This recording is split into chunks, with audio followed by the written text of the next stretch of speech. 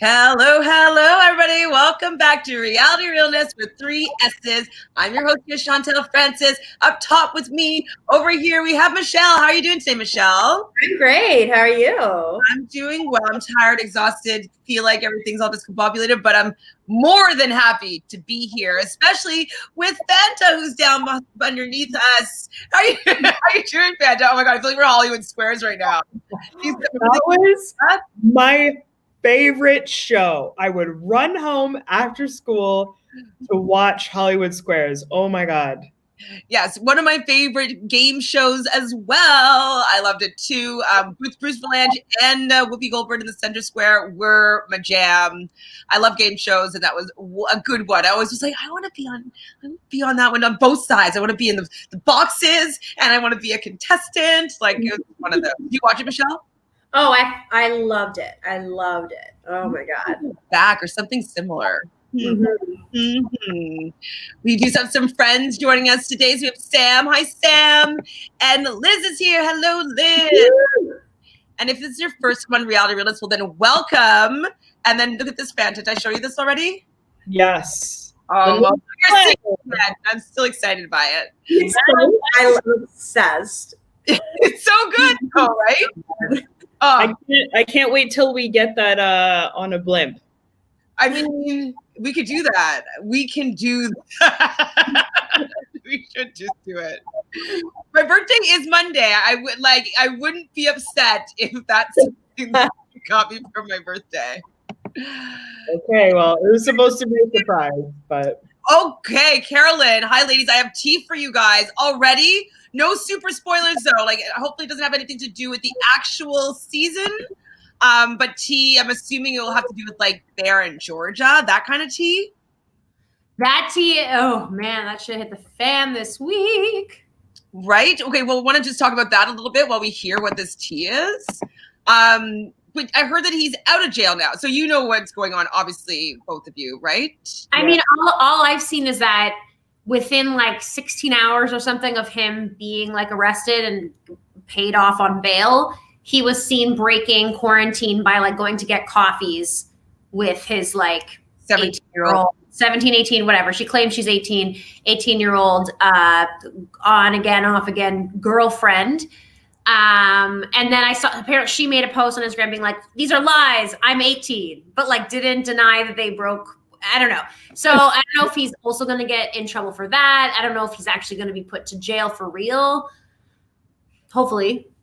I heard that he got arrested and then he's already out. So I don't know if that means that he has to go to trial and then he might go back in again. I don't know really what's going on there. What were we going to say, Fanta? I hope he rots in prison. I mean, that would be a nice ending to this story because he's one of those people that you hate in the beginning, and then he becomes like an underdog sometimes. So you're like, oh, he's not that bad. Like, everybody's kind of ganging up on him. And then he always like flips it. And they're like, no, we were right the first time. You're hateable for sure.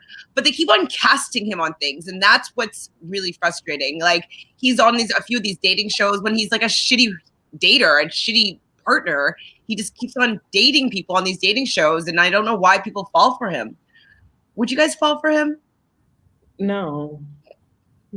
I mean, no. No, I know. But that's the thing. There's always gonna be people who will fall for people like Bear. Yeah. And for the 10 people that don't fall for it, there's going to be another 10 more that will. Yes. And people like that. Hi, Natalie. People like that are masterful at manipulation, and they, every single girl or woman that Bear dates, they've heard these horrible things about him from other women and, social media and that sort of thing. So they know it, and he finds some way to manipulate to make it seem like it's not true, or that there's women who have been super jealous, like crazy ex narrative, that sort of thing. It's not a new concept, but I'm sure he'll be able to get away with that for a very long time. Unless he's in prison. dating people younger and younger and younger that like are a little bit easier to be manipulated. Like he's not going to date someone his own age and be like, sorry, we're not doing this, or like. Oh, for sure. Yeah, that's always the thing. Like that is a type of predator tactic. Like a lot of these people, men or women who are predators, will go after people who are younger, or they'll specifically look for things in people that will make them more susceptible for falling for that. And age is a huge one. That's massive. Yeah, Liz is not a big fan of Bear. Neither are we. So Jose has something for all of us. So hi, Jose. Michelle, in one word, what did you think of tonight's episode? Oh gosh, there's a lot of emotions, but I would say as a whole, I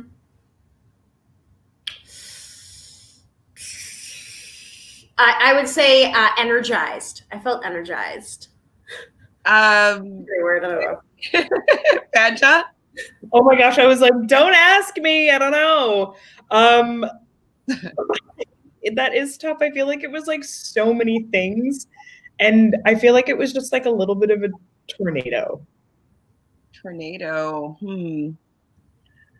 What word do I want? I don't have one word. I thought I would think of one by the time you guys both went. So we got energizing and tornado. And I could also say satisfied. I got eye-opening. Eye-opening. Okay, that's fair. That's what I'm feeling. Like I was satisfied by this episode, but there's, it doesn't mean I was so happy about everything, but as a whole, I was satisfied. Oh, is this the tea? So Carolyn says that the reason why Lolo and Nam was arguing was because she has feelings for him and he was not returning the same. It has nothing to do with the challenge according to Nani. That's why you see her mad. I could see that 100%. Yeah. We're going to talk about it for sure. But that was what I was going to say. Like, I feel like that was a couple arguing over something different than the surface level. Like, you weren't communicating with me as a couple. And I think it's like, no, you didn't want to be with me in like real life in a relationship. So I'm mad at you. So that's what it seemed like to me. And that makes sense. We have Ace coming for me already. So he's like, you said last week you were happy Tam didn't get her way with Ashley coming back on her for her to send Ashley home this week, sis. LOL. I was really happy for Cam to win, people. Like, relax. Like, relax. Yeah, no, that was great. It was great. It was unfortunate. I mean, we'll get to all that, but like, it was a great elimination. It was a great week. Cam showed up, She did her thing. Definitely. And I have lots of things to say about it. So this is what, episode 6? 6, I think, yeah. We're like halfway through. I'm getting sad already because like, remember the beginning, we were so excited, but now it's going to be starting to come to the ending. It's like the summer solstice. You're like, frig, winter's coming. Like there's still so many players left. Like there's a lot of there's a lot of turns to come. Well, this episode is called From Theresa with Love. So we kind of had an inkling that this whole thing is going to be about her. But it starts off with hearing Fessy being annoyed with Anissa, that Anissa picked him. And like talking about the fact that she isn't good at endurance and like he likes the girl, but like isn't really interested in, working with her in a partnership because he doesn't feel that she's that good. And I'm just kind of like, you have a long time till you get to the end, or long enough, at least 5 weeks, we'll say. You'll probably get stolen by somebody. Like the women haven't gone in there. She's the first woman at this point that has a skull. Somebody else is going to take you. And so, or maybe they won't because you screwed over your friend and maybe people think that you aren't that great. But he does have a chance for another person to take him away from Anissa. So he could just chill out, I thought. I don't think you guys end up seeing that part, but what do you have your thoughts on him kind of ragging on Anissa? I just think he needs to shut up. And I think that it's been really funny. Like this week, Michelle sent us that video of Devin just like ripping on Fessy and saying like everybody in the cast is not afraid of him. and his wins have only been like with Jordan, who was at a major disadvantage for the pole wrestle, and then Nelson, who he played dirty with and also had 50 pounds and almost a foot on him. So no one's afraid of him, which made me feel good in my soul. That was very funny. So yeah, like he's not that great. So that's one thing. And then also he's just being mean. Like it doesn't matter. It does not matter. Like, Because from this point, he can literally do nothing and he will still likely make it to the final. So he just doesn't need to throw an extra layer of dick on the cake. I agree. And I feel like it's the one good thing about it is, I don't think this is a spoiler because I don't actually know anything, but it shows me how much in social media right now that he's like going so hard to justify how great he is, that there's no way he wins, because if he really won the whole thing, he would be shutting the fuck up right now and being like, it's going to show for itself. But like the fact that he's hitting it so hard, and Devin calling him out was just so perfect. Cause like, that's how I felt. It's just like, how can you say that strength, you're not even the best one when it comes to strength. But even if you were, which you aren't, we all know that you never win a challenge with just strength. Like, there's no way to win with only strength. It's never happened. You need endurance. You need to win the final. Yeah. Like, for him to like, it's like, okay, great. You're not saying that you're a good challenger though. Like everything you're saying is invalid. Can he do those type of things? Like, I know he's been with Anissa, so we haven't really seen him perform per se with somebody that's equally as good at all these things. But I don't know if he's that well-rounded, because if he only wants to have a hall brawl, oh, I want to want something where I think he's just worried about risk. I think that like, or it's just, yeah, his ego's in the way. Like he can't deal with the idea that he would lose. And so he needs to make sure that there's no chance. But he still won't own up to the fact that there are people that are probably better than him at other things. He like won't say it. It's just, he's so ego. Oh, I just want to do this thing. You know, it's very annoying. Yes, Sam. Hi, Sam. Yes. Some screen time. She got a whole damn episode. I love Theresa. Yes. The title of this episode was all about her. And so we've been waiting for her to come to life, and she has, and she showed up definitely this episode.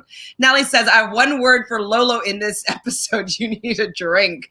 No, I think she needs a dink. Like a little bit of, well, she's most likely still holding her V card. Maybe she just needs to release some energy, you know? Maybe. Just saying. I think... What? Yeah, I mean, I think that one thing that's really interesting about relationships and dating is that with experience, like how old is Lolo? Is she like 37? There's just, you know, you learn from dating, like there's just like a lot of casual aspects that you have to just like accept. And dating is difficult. And, you know, sometimes you could really like fall for a person and they don't feel the same way. And I just feel like she hasn't had a lot of that experience. So it's interesting because you kind of see this like childlikeness to her. It's true. She's going to have a bit of a tantrum because the boy doesn't like me. Yeah. And it's just kind of like, you should have experienced this. You missed out on all of that. Like, you know, her decision to save it for marriage or whatever aside, but there's a really big part that's missing. And then it's like tied into her regression, which does not make for a good combo. I think she just needs to love and be loved. Yeah. I do think that's something that she would benefit greatly from, but I think that she's scared of being vulnerable. And so I think that with Nam, we'll probably talk more about it when we get to that part of the episode, but I think that she was kind of letting her guard down a little bit with him, and she was probably hurt by the fact that he didn't really reciprocate in the same way that she wanted him to. So that's kind of sad. Poor Lolo. No one wants to be rejected by Nam. Hi, Adrian. So this season should be renamed the Challenge Leftovers because these players have left over something other than an elimination. It's true. Like, people are just leaving. We're getting to that almost there. Right. I actually forgot about that, about Leo.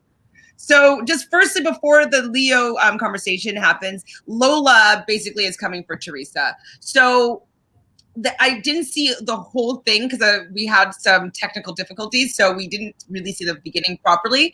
But basically, from what I gathered, if you can help me out in the comments, I'll try to get to them to be able to decipher what happened here. But Theresa was sitting and talking to Lolo, and Lolo is basically didn't feel as though Theresa's been being honest, and that she's kind of being a little bit like sly, and that she doesn't have any loyalties.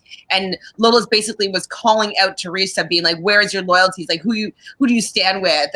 And Theresa didn't really want to name any names of people because she doesn't want to out anybody, and she doesn't want to not out anybody. So it was basically Lolo annoyed that Theresa isn't scared of her and didn't want to tattle or share her allies with Lolo. Yeah, I think it was also, I heard something to do with the fact that like Anissa, she was saying like, oh, Anissa told me the moment she walked in that you were like a ride or die for her. It's like Anissa told me you guys were so close, but then when we had that whole conversation in front of her, like, and you knew she was going in, or you knew something, like you didn't say anything. Like, so like Lola's essentially being like, you're not having Anissa's back. So what's your real game here? But what Theresa was trying to tell her, like, I'm not going to be so obvious in front of everybody, but it's clear where my votes always lie and what I do, that like, I'm protecting the people that I'm protecting. So it's essentially saying like, yeah, I'm with Anissa, but I'm not going to tell you all the intricacies of my social gameplay. Like, what do you mean? And also like there's such thing as subtlety, which Lolo does not understand. So it was kind of like, and then you see Theresa sort of get frustrated and then tell herself, okay, like I gotta play nice because like this is the kind, like she, you know, this is the kind of player Lolo is. So then she kind of coddles her and is like, listen, like I was just feeling emotional, whatever, kind of tries to like pat it down. But Ashley overhears her, I guess, like doing that. And so then Ashley's like, oh, can't trust Theresa. She's fake. But really it's like, okay, she's got a good social game. I don't know. Yeah. Go ahead. I think that was a really, really smart. I think Theresa, there are certain things I don't agree with, but I think Theresa was playing very smart, especially given what happened the week before. Like, Tori and Anissa were so chummy, and look at where that got them. Split them up. You can't really show all your cards in a game where people want to break up friendships. They want to take skulls. Like, you kind of have to be like, I got you, but don't talk to me because I don't want to be targeted with you. You know, especially if you have my skull, I don't want you to drag me in there. So, yeah, I understood Theresa's gameplay, and I was just also really annoyed though by Lolo trying to like bully it out of her in a way, being like, you know, you should tell me these things so you can be an honest player. And she's like, I'm telling you in other words that I am a ride or die with her, but I don't want to say anything because I don't want it to bite me in the butt. Lolo even was like, first of all, don't cut me off. I was like, I'm dying because all Lolo does is cut people off. Like, especially when it's leading to her fight with Nam later. All she does with conversations with anyone is interrupt them. So why are you going to tell someone not to interrupt you? That's all you do. Like, that's how you converse with people. Exactly. I think that, you know, people usually point out what they don't like in others. It's the things that usually that they dislike about themselves or don't realize that they don't like about themselves.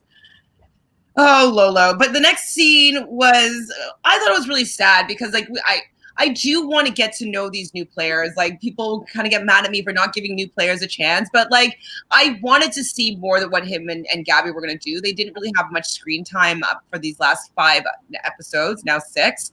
And so when he's sitting there and he talks about how he used to live in a group home and there's some elements of that he has a little bit, I guess, PTSD over. And so living in this environment was bringing up some maybe negative or scary feelings that he had from his childhood. And so he's talking to Gabby about it, being traumatized basically, and that he's going to be leaving. And Gabby was really sad, saying that, like, you know, he was a really great partner and she didn't want to see him go. And like, I like that she was acknowledging that, like, he was a really great partner to her too, you know? But you guys have any thoughts about this little scenery? Yeah, I mean, it's always sad to see people go under those kinds of circumstances because I mean, just globally, as we all know, it's been a really difficult time for everyone. And especially to be in that kind of situation that is kind of meant to be an escape for all of these people and all of us watching, that he was under so much personal duress that he had to make the decision to leave it's really sad. So yeah, it's always sad to see somebody go under those circumstances. Right. Like, we want to see people push themselves, but we don't want to see them hurt themselves in any sort of way, whether it's physically or if it's mentally. So I'm happy that he had the wherewithal to be able to say, like, hey, this isn't the right space for me to be in. I'm not going to push. I don't want to push through this. That's not like the right response. So I'm happy that he chose himself and being better. But it was really sad, though. I didn't want to see him go like that at all, you know? So, I just wrote this down. It didn't happen in the episode, but what somebody was telling me today was Amber M has been getting death threats. Have you guys heard about this? No. I know she's been getting like some hate. I mean, she's been kind of going off on Twitter, just kind of defending herself against like people calling her a layup and all this stuff. And her just kind of being like, you know, these people that are coming after me haven't even want to challenge themselves. Like, oh, she hasn't been saying anything too crazy, but she has been like standing up for herself in like a, you know, whatever kind of way. And I didn't know she was getting like death threats or anything like that, though. Like, because she wants to stand up against like Tori. I don't know. Yeah, I don't know if there's another reason. People just don't like her. I mean, I haven't figured out what my threshold level is for me to start sending death threats to people. I just am not sure what it is, but it definitely would never have anything to do with how someone was acting on a reality television show. Yeah, I don't. Could you possibly even reach a threshold? I don't think so. Like, as a fan watching the show, like, what could possibly make you so, even with Bear, as heinous as he is, I'm not going to go on his social media and say death to Stephen Bear. Like, that's too much. That's extra. Especially for like Amber, that's like not really doing that much this season. I mean, like, I obviously I rag on her on this, and like I'm like roll my eyes a little bit, but like good for her. Like, she's in a position where she's making change for her game.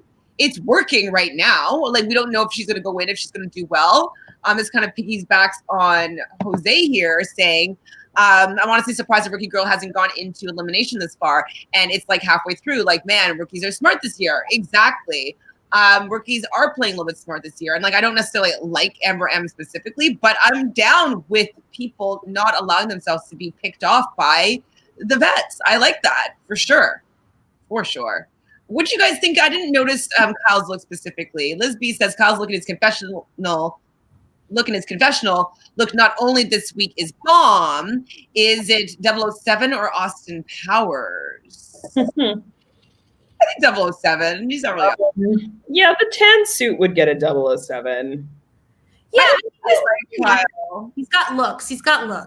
Yeah, I like him. He has good confessionals. I'm entertained enough by him. Yeah, I'm down with Kyle right now.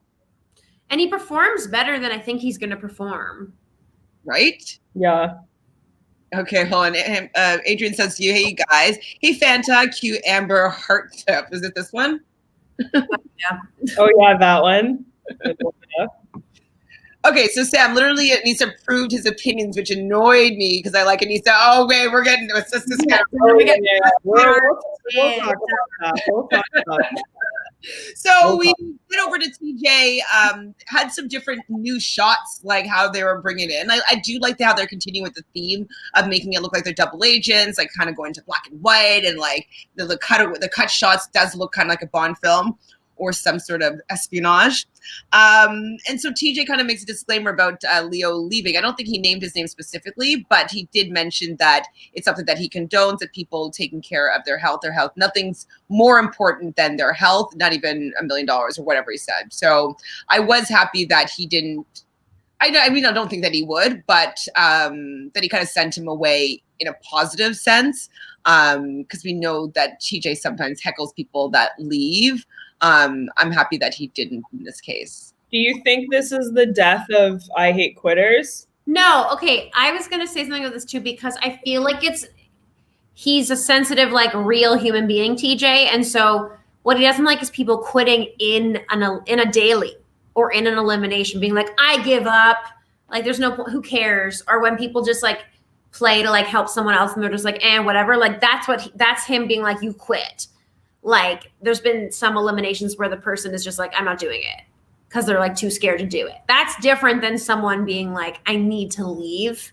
I don't think he would ever really hate on someone doing that. Maybe in the old days, you're right. Like maybe in the old days he would have been like, you know. Because remember Brandon? Was that because he showed up drunk to the elimination? No, Brandon when he was with Brianna, the Are You the One? Oh. And he left and he was like, I've got an amazing girlfriend back home, like all of this stuff, and he quit. And then that was when TJ was like, okay, great, like, see you never. Right. Okay. So I think in that case, I think it's just the reason, case by case in that way. Like, well, and also though, awareness to mental health is on the rise, especially since people have been home for this last year. So I think being cognizant of people's mental state and their mental health is something that he hadn't maybe thought of before, and it wasn't really part of the conversation. So it could be the end of that, because if people like, how can you decide like, oh, well, you're just leaving because you're a quitter, or you're leaving because like, you know, you have other things going on and this could be damaging if you stay. It's who is TJ to be able to decipher which is which, you know? So I would say, yeah, death to the ragging on people that leave the show. That's huge. It's huge. That's huge, you guys. Like, TJ's probably like, what do I say to people now? Like, and so he's like, take care of your health. Michelle, slogan writer. Okay, so one thing that ends up happening is because Leo left and Devin was a free agent, we'll go to Jose's question here. What do we think of Devin? And he meant to say Gabby, but we got Grannies as a new pairing, a new team. Yeah, what do you guys think? Yeah, I think that Devin definitely wanted a better partner than Gabby, but at the same time, like, I'm sure he's happy it's not Amber M, because he seems to have it out for her. And I mean, like, I think he's like, okay, whatever, but it's clear that he wants someone strong. So some people, I don't know if I can read this one. This is really funny, but on Are You the One? Not Are You the One? Sorry, on Love Island, this one girl, Kirsten, she's gorgeous, contestant, and she was already super pretty, but then she got just a full thing of veneers, and like she didn't have bad teeth before, but now it just looks like all she just has is teeth, and they're just these huge kind of like square chiclets, and she just had nice teeth before. Like, I just don't know why she did it. So this is why Carolyn is saying this. So Carolyn, can we talk about how Fessy's jacket is lame as his pickup line? Does Kirsten and Kyle share the same orthodontist? I actually think Kyle's are a little bit better than Kirsten's, to be honest, but I don't know why that look is a thing. It's not, I don't think it's cute. Like, having a little bit of like character in your teeth, I think looks good, you know? Yeah. Yeah. I wanted to talk about Fessy's jacket today as well. Okay, perfect. Tell me more. I didn't notice it. It was like very in my head, what I said to myself out loud, I was like, oh, like he's out there, like he's about to take a flight. Like that was like Amelia Earhart's jacket. I think Amelia Earhart wore that same jacket on one of her first transcontinental flights. And Fessy popped that Amelia look. Like a bomber jacket, no? Yeah, it was like a bomber jacket with like the like inside of it was like fleece, like light beige. Oh, no. I just wish I could take like all of Fessy's clothes out and just just lay it all out and just be like, okay, so what were you thinking when you were wanting to wear this and that? Aw, Fessy needs a girl in his life to like style him. Maybe Tori did that. We don't know. or maybe Gabby while she was there, because she has pretty good style. She always looks very good. So do you think this is a good partnership? No, I don't think they're going to do anything of note. I agree. I don't think that Devin definitely needs somebody like a Tori, or he needs somebody like a Nicole to be able to like balance that out, because they're both not physical people. So hi Burks, love my girl Theresa. Yes, we stand a little bit of Theresa action today for sure. Sam says even Gabby said his game has gotten better, LOL, which means it wasn't good to begin with. We'll talk more about that scene for sure, but I liked it though, even though I don't really like him. Okay, so what's his name? Eterialful. And also the times that he won was with Anissa. That's true. Okay, so getting to this challenge, it's Smuggle Run. Basically that they carry this huge, heavy cylinder and run with it past checkpoints for 5 miles. Sounds terrible, and it looked pretty bad. And I was really happy to see something like this. We were excited for it being kind of like a mini final, just to see how people would stack up. And I think it will change maybe in the elimination, like who people might swap out and who they want on their team. Like I think it definitely lit the fire under people's butts to be like who they wanted to work with by how they performed in this particular challenge. So you guys are both nodding. Michelle, you enjoyed it? You liked it too? Yeah. I was like so happy to see a challenge like this that had to have some sort of endurance element to it, and multiple things, stations and things with puzzles. Like that's what a final is. It gives you a really good taste and to how much you work together as a team and how you're not going to give up and like that kind of thing. We really got to see these relationships, like even comparing like how we've been talking about Fessy and Anissa and how he treats her compared to CT treating Big T. Like that's all the difference in the world from how poorly they did, right? Like you need someone who's going to bring you up and like, you know. For sure. You, Fanta, what were your thoughts on the... I agree 110%. Like it was so cool to see every single team, like, and you see all of the strengths and weaknesses just rise up to the top. Yes. You were like, okay. And then after, like later in the episode, I'm sure we'll talk about when people realize like, oh shit, okay, we need to make some swaps. And how that will play out in the next episodes is going to be mwah. Exactly. And what I like is, that I love to see where people are in the order. It wasn't as clear as I'd like it to be, but they were showing ranking, like where people were on the path, which I like being like, oh, they're ahead now. Okay. Oh, they're falling behind. And I like seeing that just to see people's strength, because I want to be able to assess these people kind of like I would be assessing them if I was in the game. And so I felt that they gave a better idea of how well people are doing than the other challenges have up until this point. So I loved it. And also, I don't know what the product placement was. Something P3. Oh. You know what it is, Fanta? No, I just P3 protein packs. Some protein something. But I had a good laugh. If I endorsed it though, I would know the name for sure. Yeah, that's not a good thing that I'm sure someone will remember it, but that's not a good thing that we can't remember it. It was no Burger King, that was for sure. But P3, or if it has another name, are going to be giving each of the winners, or like the partner, the pair, $3,000 each. I'm like, that is a reason to win. $3,000 is good. Like that helps a bit. So there was something to run for. And we've been talking in the past about how we wanted to see more opportunities to win little bits of cash just to amp the competition level. If there's money on the line, people just try a little bit harder, especially if they have their skull or whatnot. So I'm happy that they brought that in for this, even if there was kind of like a weird product placement, Portable protein, P3 portable protein. Thank you, Fanta. It rolls right off the tongue. P3 portable protein. Yeah. Yum. I might try it though. I've never heard of it before, so now I have. So it worked. So Devin thinks that him and Gabby are the most attractive duo in the history of the challenge. You guys agree? I don't even think he agrees. I think he was just giving us a little trolly moment. I mean, she's very attractive, and I kind of think that he's attractive too.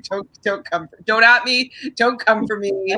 Like, I like him. He's not the most. He's definitely not the most. Like, there's many above him, but not many. It's like Nam, Jay, Darrell, Leroy.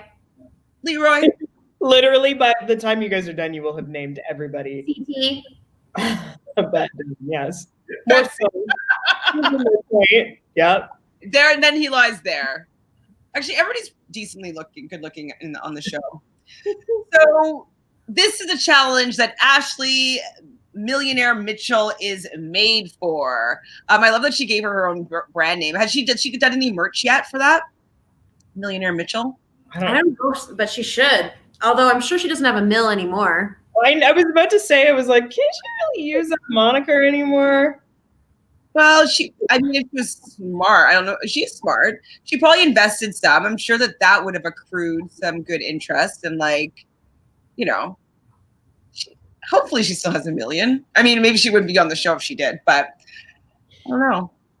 I don't think she spent it all. At the beginning of this challenge, so they were going to be running for a long time with this damn heavy cylinder.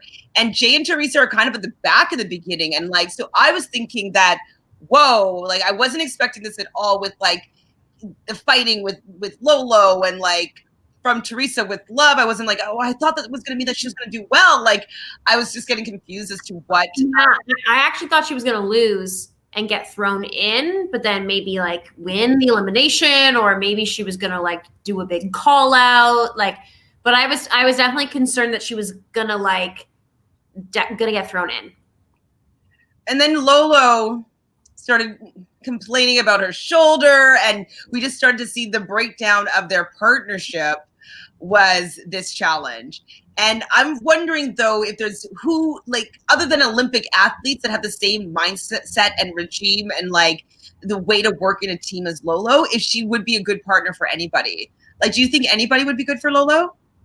No, nothing is good enough for Lolo. No, I think there could be people that would be better suited, either because they would actually call back. If she was with, for example, CP, if she was getting mad at him, he would snap back in a way that was I'm doing this.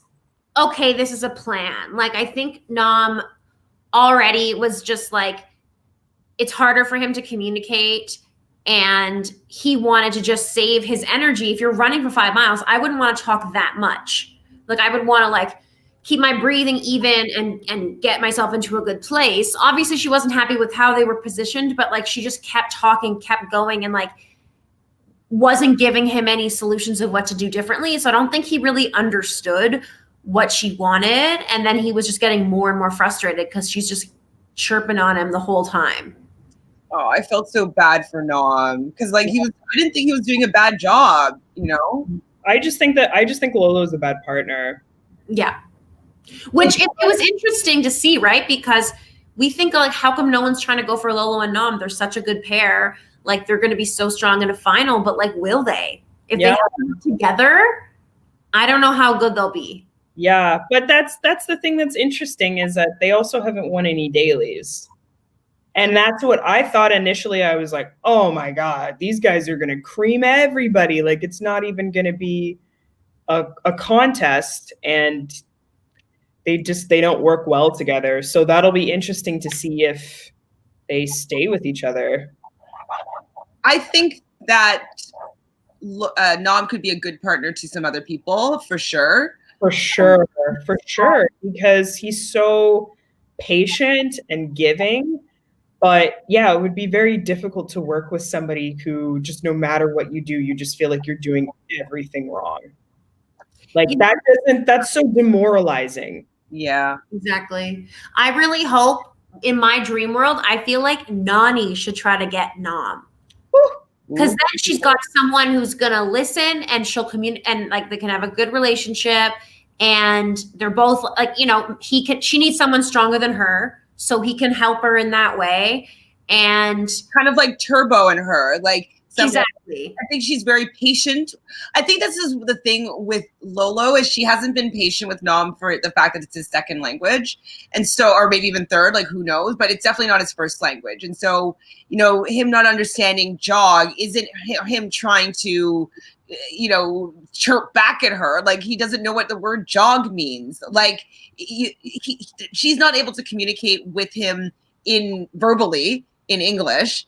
And so it's also starting their communication breakdown. And I think that that's where the frustration lies, is that she's not being considerate of the fact that he doesn't necessarily understand the words that she's using. He just can hear the tone. And he's picking up on the tone, and he doesn't feel then about figuring out what she wants from him. He's just like, I don't like your tone. I'm not going to do this. I'm just going to do it this way. So I think that that's also a big part of it, is that she doesn't have any patience for his verbal communication. Oh, poor Nam. He's so cute. So Nani's talking about her being capable of getting to the final and winning. And I was like, I was nice to see that this challenge was something that Nani was like, this is something that I could be good at, that I would do well. I was like, I was feeling good for Nani. I like the fact that she knows her strengths. She was willing to even say in a confessional that this is something that I will do well in. And spoiler alert, she came in 4th with Josh.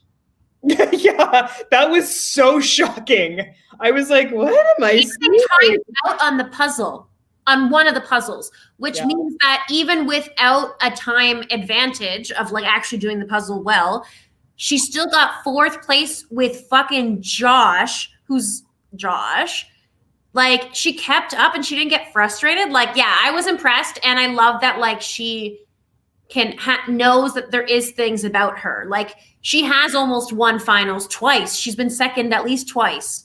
Yeah. And one of them by herself on Free Agent. So it's like she has the capability. She just needs to get herself there. Yes. She, you know, she understands weaknesses and strengths. It was a good show. Yeah, that's the biggest hurdle, is her getting a skull, right? She has a good chance of getting a skull. Like, if she can go against Gabby or Amber M, ideally, or even the other Amber, she would have like a chance to beat. She's maybe too tall. And she can't give up in the middle of the So those are 2 hurdles I see for her. So I have to say though that the point when Jay and Theresa, like realizes where they were, and she makes the voiceover where she's like, marathon runner, like you decide to come and cut around the outside and overtake and overpass. I swear to God, I got goosebumps up my arms. I was like, I like when people turn on like superpower mode. There's something about it. Like I'm not a runner, but there was one time where I like this person was like, I'm just trying to show you how it feels to be a runner. And I'm like, I hate this. But there was a moment where I switched from hating it to, oh, I could probably run forever now. And so I didn't like getting to that point, but once you get to that point, there's like a relief and it feels good. So I think that was that moment where it's like, okay, I need to go on reserve energy right now. And now we can go forward. Now we can run forever. Now we can start overtaking the people that are allowing themselves to succumb to the tiredness instead of like pushing through into like the reserve energy to like marathon run it. So I got goosebumps. Yeah. I'm sure you guys are both cheering. Fanta, what did you feel? Yeah, I mean, I thought that was, I love that. I love how they've just kind of like been in the shadows, and then all of a sudden they were like, this is our shit. Like, we're good at this. We're good at being like tactical with things, especially watching that compared to Fessy and Anissa. And Fessy's just like, go, let's go. But there isn't that kind of marathon strategy behind it, which you see, you're like, okay, yeah, this is a mini final and this is how it's going to go. And on that note, I think it's time we speak about this controversy, because we here at Realnesss we definitely stand Anissa, okay? We understand she's not maybe the best, strongest challenge female in the world. Great. But she has strengths. She is a vet. We do try to like really support her. We want her to make it to a final after all these years. We want her to do well. However, When she spoke these words in the confessional, when she's running with Fessy, we all know how we feel about Fessy already, and he's not treating her well. Yes, he should be uplifting her. He should be doing what CT's doing to Big T, but he's not. And she says in the confessional, it's like, Fessy, like, why don't you understand? Like, he keeps saying, can we catch up to these people? And I keep saying, no, like, why doesn't he get it? We don't need to win this one. And I'm just like, I was shook, because how can you say that when it's a mini final and it's any daily challenge? The whole point is every time you do as best as you can. Like, just because you have a skull, it doesn't matter. Like, for you to give up in that way, like, that, to me, that's almost a give up. Like, she's saying we don't need to win this. Yeah. That's the opposite of the challenge mindset. I want to see you going 110% the whole time. Like, that's why Big T did better. Because even though Big T was dying and hated every moment, she tried her hardest. And she went at the best pace she could. Like, I was so disappointed by Anissa doing that. Oh, yeah. And it was funny because this was the first time that we actually, like, watched this together. Yeah. And we could, like, kind of see each other's reactions, like, when this happened. And yeah, it was like, even as an athlete, like, you never have athletes who are, like, at practice or at training and they're like, no, just, it doesn't matter. This isn't, we don't have to worry about that. But even especially to know, like, you need to know how far you can push yourself, and you need to stretch yourself to that limit, especially before the final, because you don't want to be shocked at the final when you're trying to run it. And I think we were always being like, screw these guys, bananas, and all these people saying that she should be taken out because we don't want to run a final with her because da-da-da-da-da, and all these things. And she was always like, how dare you decide what I'm capable of doing? How dare you? And we're always like, yeah, Anissa, they don't know what you're capable of. And it's like, actually, now we do. Literally, she flipped it all on its head. In that moment, it's like, oh, you could have tried to push yourself. And as you said, Fanta, if she pushed as hard as she could this time, even if she only got 8th place or something, it's like, okay, you push yourself as hard as you can. Now you know, okay, this is where I need to get. Let me keep training, keep, like, going on the treadmill, whatever I'm doing every day, so that by the time the final rolls around, I will be even better. Yeah. And I'm including my adrenaline. Like, yeah, that's literally how you get better. Pushing yourself and then passing that 100%. It's scary that it's like, well, what is your best? If you never, like, you want to see, everyone that watches the show, you want to see what everybody's bests are. But when you're watching this and you're like, oh, I don't know what Anissa's best is, that's kind of a shitty feeling. Well, I was kind of thinking, like, when I was watching it, I was making excuses for why she was saying this. And so I was like, in my head, I was like, well, maybe she doesn't want them to, like, no, that doesn't make sense, because, like, if she was acting weak, then people would be like, oh, I can go and take my skull from them. So I'm like, so that doesn't make any sense. Like, I was just trying to rationalize, other than being just plain lazy, that why she would be making this confessional, and kind of laughing at the fact that Fessy wants to do well in this challenge. Yeah. It's kind of, maybe it's that the fact that he so doesn't want to be with her, that she didn't want to try hard and still do bad. So maybe she just wanted to be bad, so she knows that he's going to be upset with her, instead of, like, actually trying her hardest and him being disappointed in her. So that's why she just wanted to take the known outcome, as opposed to trying hard and then still not being. Yeah. And it was really interesting because was it Leroy at the end of this challenge that was like, yo, this is like, or was it Darrell? It was either Leroy or Darrell that were like, this is a bad look for two people who have their skulls and they've essentially placed as far last as they have. because the thing too is that if Fessy could have carried the whole thing, and, like, it just showed that he's also a bad partner. Exactly. Like, they're not a good team, and it is shitty. Like you said, Chantele, that this has flipped it all on its head, because, like you said, Michelle, we stan Anissa, we love Anissa, but I hate to have to look back at those guys and agree with them. Oh, yeah, you were right here.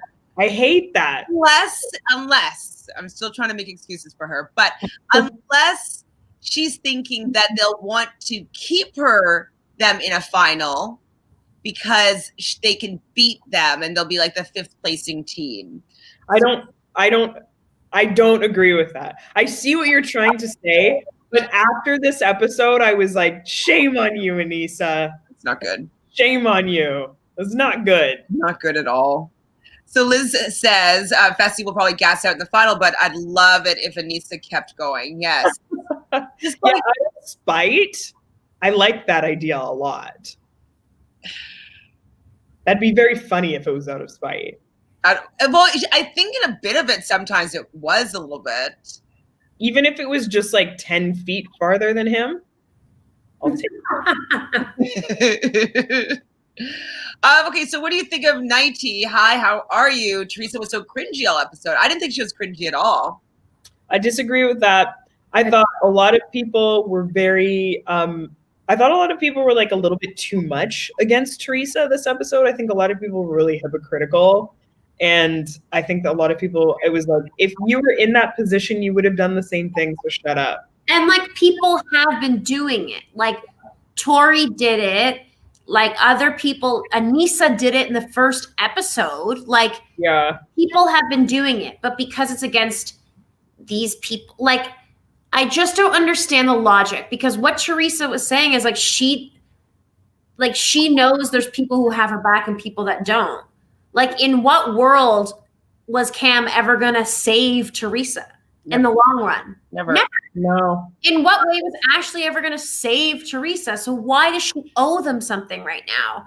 Like, it doesn't make any sense. She's played the game before. She's been screwed over time and time again. She understands, and I actually think it was smart for her to stay clear of Nani because they have, like, pre-whatever drama, but it's like Nani is a bit less of a threat and someone who is very socially well-connected. So she still kept that fine. That's something she could maybe salvage a little bit. Like, I don't know. If anything, she could have maybe been a little bit more, like her and Jay, a little bit more upfront about things. Like when it came closer to the elimination, they didn't have to lie through their teeth. They could have been a little bit like a heads up.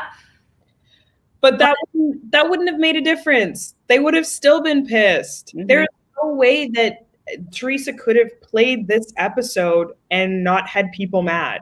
There's no way. I think, though, what Cam is the most mad at is that she even says it basically that, like, oh, I didn't have my eye on Theresa and Jay. Like, I wasn't even paying attention to them. And then now Teresa's going to come around and use this power because she wasn't even, like, using her in her strategizing. And she was able to win something and then put Cam at a disadvantage. And so I think it's the fact that she just kind of had one up on her that she was sleeping on Theresa. And I think that's probably also why she was a little bit more mad that she wasn't giving her credit to be as big of a gamer or as ballsy of a player to take that shot. And same with Jay as well. But like these people don't do their homework because Jay has done his homework. Did anyone see his season of Survivor? Like, yeah, there's times where he fully lied to people's faces and then they're in the tribal council. And then there's when Michaela turns to him and is like, did you do that? And he's like, yeah, I did. Like, he just is like, like he's playing the game. He's not scared of doing a ruthless move. So, I mean, and to be real, once again, he hasn't screwed anyone over who's his number one, which is Nam. Exactly. Yeah. Carola and I laugh when Fessy said that he is smart and great at puzzles. What planet does he live in? I'm like, where? Who? When have you been good at a puzzle? Never. You've not even completed one. I think he's always timed out on a loser. Natalie asks, what do you think about Cam's outfit in her confessionals tonight? I think it always looks good, but I don't remember what she was wearing specifically. That one? Yeah, it was like sheer, and then it was like black, and then she had like a short wig and like. Oh, I love the short wig. It was beautiful. It looked really good, but I don't remember the outfit specifically, but I liked it. She looked great. Yeah, her face always looks gorgeous. She's a stunner for sure. Hi, the Lavalicious. Cam looked really good with that lipstick too. Yes, she did. Good. So Adrian says, if I see another Dwayne the Rock Johnson black turtleneck one more time this season. This is the season of the turtlenecks. Everyone's like, this is what's stylish. We're in Iceland, black turtleneck. Hold on. I need to see for everyone to see this shirt that he's the gift. Oh my god, it's so good. Okay, hold on, let me pull this up so everybody can see what they're talking about. It's very funny. I just started wearing turtlenecks this fall, and I get it. I love turtlenecks. I own more turtlenecks this year than I've ever owned. I'm a turtleneck person for sure. I mean, we're Canadians, so you know, a nice winter turtleneck is a thing for sure. Yeah, I mean, it's colder for you guys, but it's perfect weather for you to wear with like a nice fall jacket, you know, turtleneck. Okay, let's look at The Rock rocking his turtleneck. Are you dying? I love that look. It's so good. People have Halloween costumes of this look with like the fanny pack and even like the necklace as well. It's like Wash, Fessy, Cam had it last week. There's been so many. Do you think that it was part of their uniform that they were given and like they're just wearing it? Because we did see, I think it was Leo, they showed his boots that had his name on it. So it seemed like they do get some sort of uniform. I don't know. No, I think they probably brought the turtlenecks. They were probably like, oh, it's cold there. We need to get turtlenecks. Check mark. Yes, Adrian. Theresa was impressed because she's playing the game. Exactly. And they didn't think that she was a big player. Yeah. She was silent but deadly. Oh, we're kind of getting to the, I'll get to this part right now. Pretty much. So yeah, I was really, okay. So the first checkpoint and they had to like basically do kind of like a Sudoku. They had number values at the end of each row and they had to figure out how to put numbers. It's probably numbers 1 to whatever to make 38 in each row. Not terribly difficult, but it could become tedious, but you just kind of have to do number combinations and you'd probably figure it out because anyways, nobody could really do it. Who solved these? Ashley and Corey solved it real quick, aka Ashley absolutely alone solved it the quickest out of anybody. And Anissa actually figured it out before their time went out, but most of the other teams like timed out. Including Cam and Kyle, including Nani and Josh, like a lot of those teams. But I did notice that Ashley actually owned it, which is why they were so far ahead, because you recognize later on Ashley and Corey go the wrong way and have to go around or something. And if they hadn't gone the wrong way, like they 100% would have won because they were only like this far behind. Exactly. And Ashley said it in the confessional that she shouldn't have let Corey take the lead. Like, why would you give him that role? You know that he's not the brightest. Fanta, would you have let Corey take the lead? Absolutely not. Are you kidding me? I'd be like, you're carrying this thing, I'm doing the puzzle, and I'm directing us there. Then that's a $1 million mistake that she made. Mm-hmm. Now I'm wondering, well, actually we'll get to there in a second. So they have to go through freezing cold water. I felt bad though. Big T she's small, she's not that athletic. And one thing that I liked about this challenge, it showed the rookies what they might have to go through because they haven't had to go down in eliminations. So they don't really know anything other than the politics of the house. But like this, I feel shows them like, okay, I had to put in some work here. So I was happy that they had this challenge. But Big T, I felt really bad for her because she didn't want to let CT down, but she was definitely holding the team back. How'd you guys feel about big CT? I knew that this was the unfortunate shoe that was going to drop. And I knew that, everyone has been like rejoicing and super happy to see Big TT together. And it's true, like they are so wonderful and everything to watch, but I knew it was just a matter of time before CT was going to start to get frustrated and realize like, I don't think we're going to be able to win as a team. Well, the truth I think is that he needs to it's so hard because you never know 1,000% if it's girl or guy. I mean, you usually know, but it's never, and I think they're going to do a double soon. That like CT just needs to put himself in a position where either he wins because it's a thing like last time where like he can control the win and just throw himself in no matter what. Like he just needs to be in a situation where he can win and throw himself in, or otherwise, if he can get any of his allies, aka Devin, I think, or whoever his like people are, I don't really know for sure. Kyle maybe. If they win, he can convince them, throw me in, then like, but the problem is that I think he also wants to make sure he goes against someone that he can beat weaker, but it's like, dude, just go in. Yeah. Like, he could win or lose to anybody. We've seen that. So like, yeah.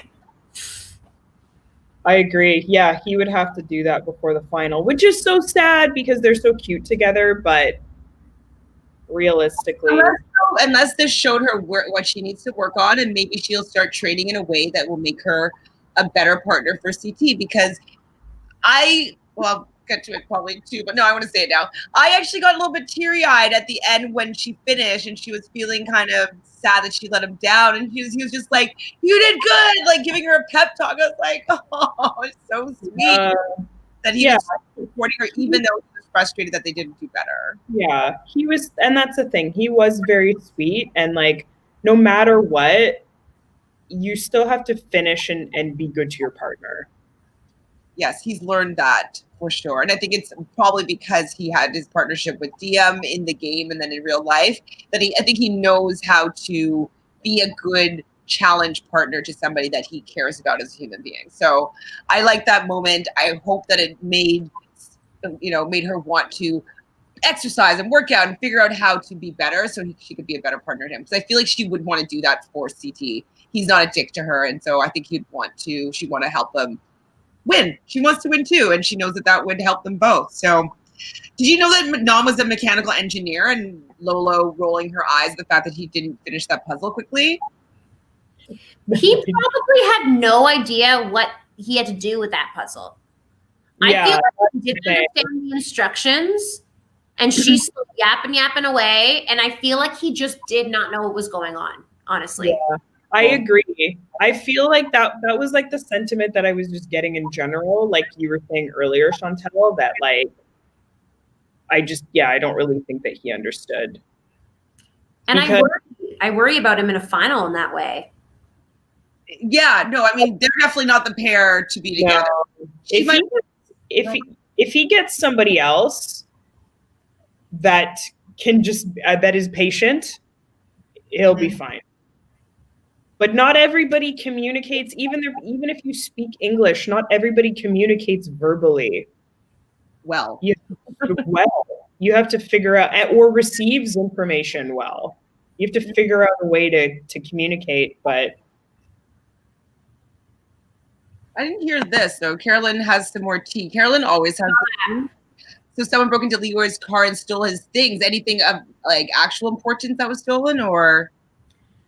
I didn't. I just saw a video of him like talking on a live, just being like, "This just happened," and like we had just gone to get all these blankets for like homeless shelter for like homeless people, and like blah blah blah. And he was just like really upset about it. But I don't like. It just looked like the car, like the window was smashed in. I don't know what was like taken specifically. Honestly, though, I've never had that specifically happen, but I don't like having things stolen from me. It's a very weird feeling, like that kind of. Yeah, it's really violating. And it's especially frustrating, like, if somebody does that to your car, because, like, you're like, no, why? I didn't do anything to you. And now I have to go and pay this deductible. Yes, and be reminded, like, because the window's broken and it's, like, taped up with plastic. You're like, ugh. That happened to me, like, a year and a half ago when I was like, oh, it'll be fine. I'll just leave my car parked outside my house. And it's an old car that has these specific type of windows that have to be specially ordered from Japan. Mm-hmm.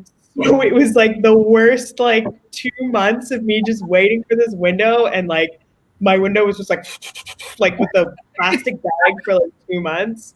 So I feel the pain. It's very, very frustrating. Terrible. So the final four, or the final two teams, anyways, you guys already mentioned, was Jay and Theresa versus Corey and Ashley. They're pretty much neck and neck. They're racing to the finish line. I actually thought from how it was edited that Ashley and Corey were going to be able to overtake them, but they couldn't. They didn't have enough gas in the tank. Jay and Theresa win together.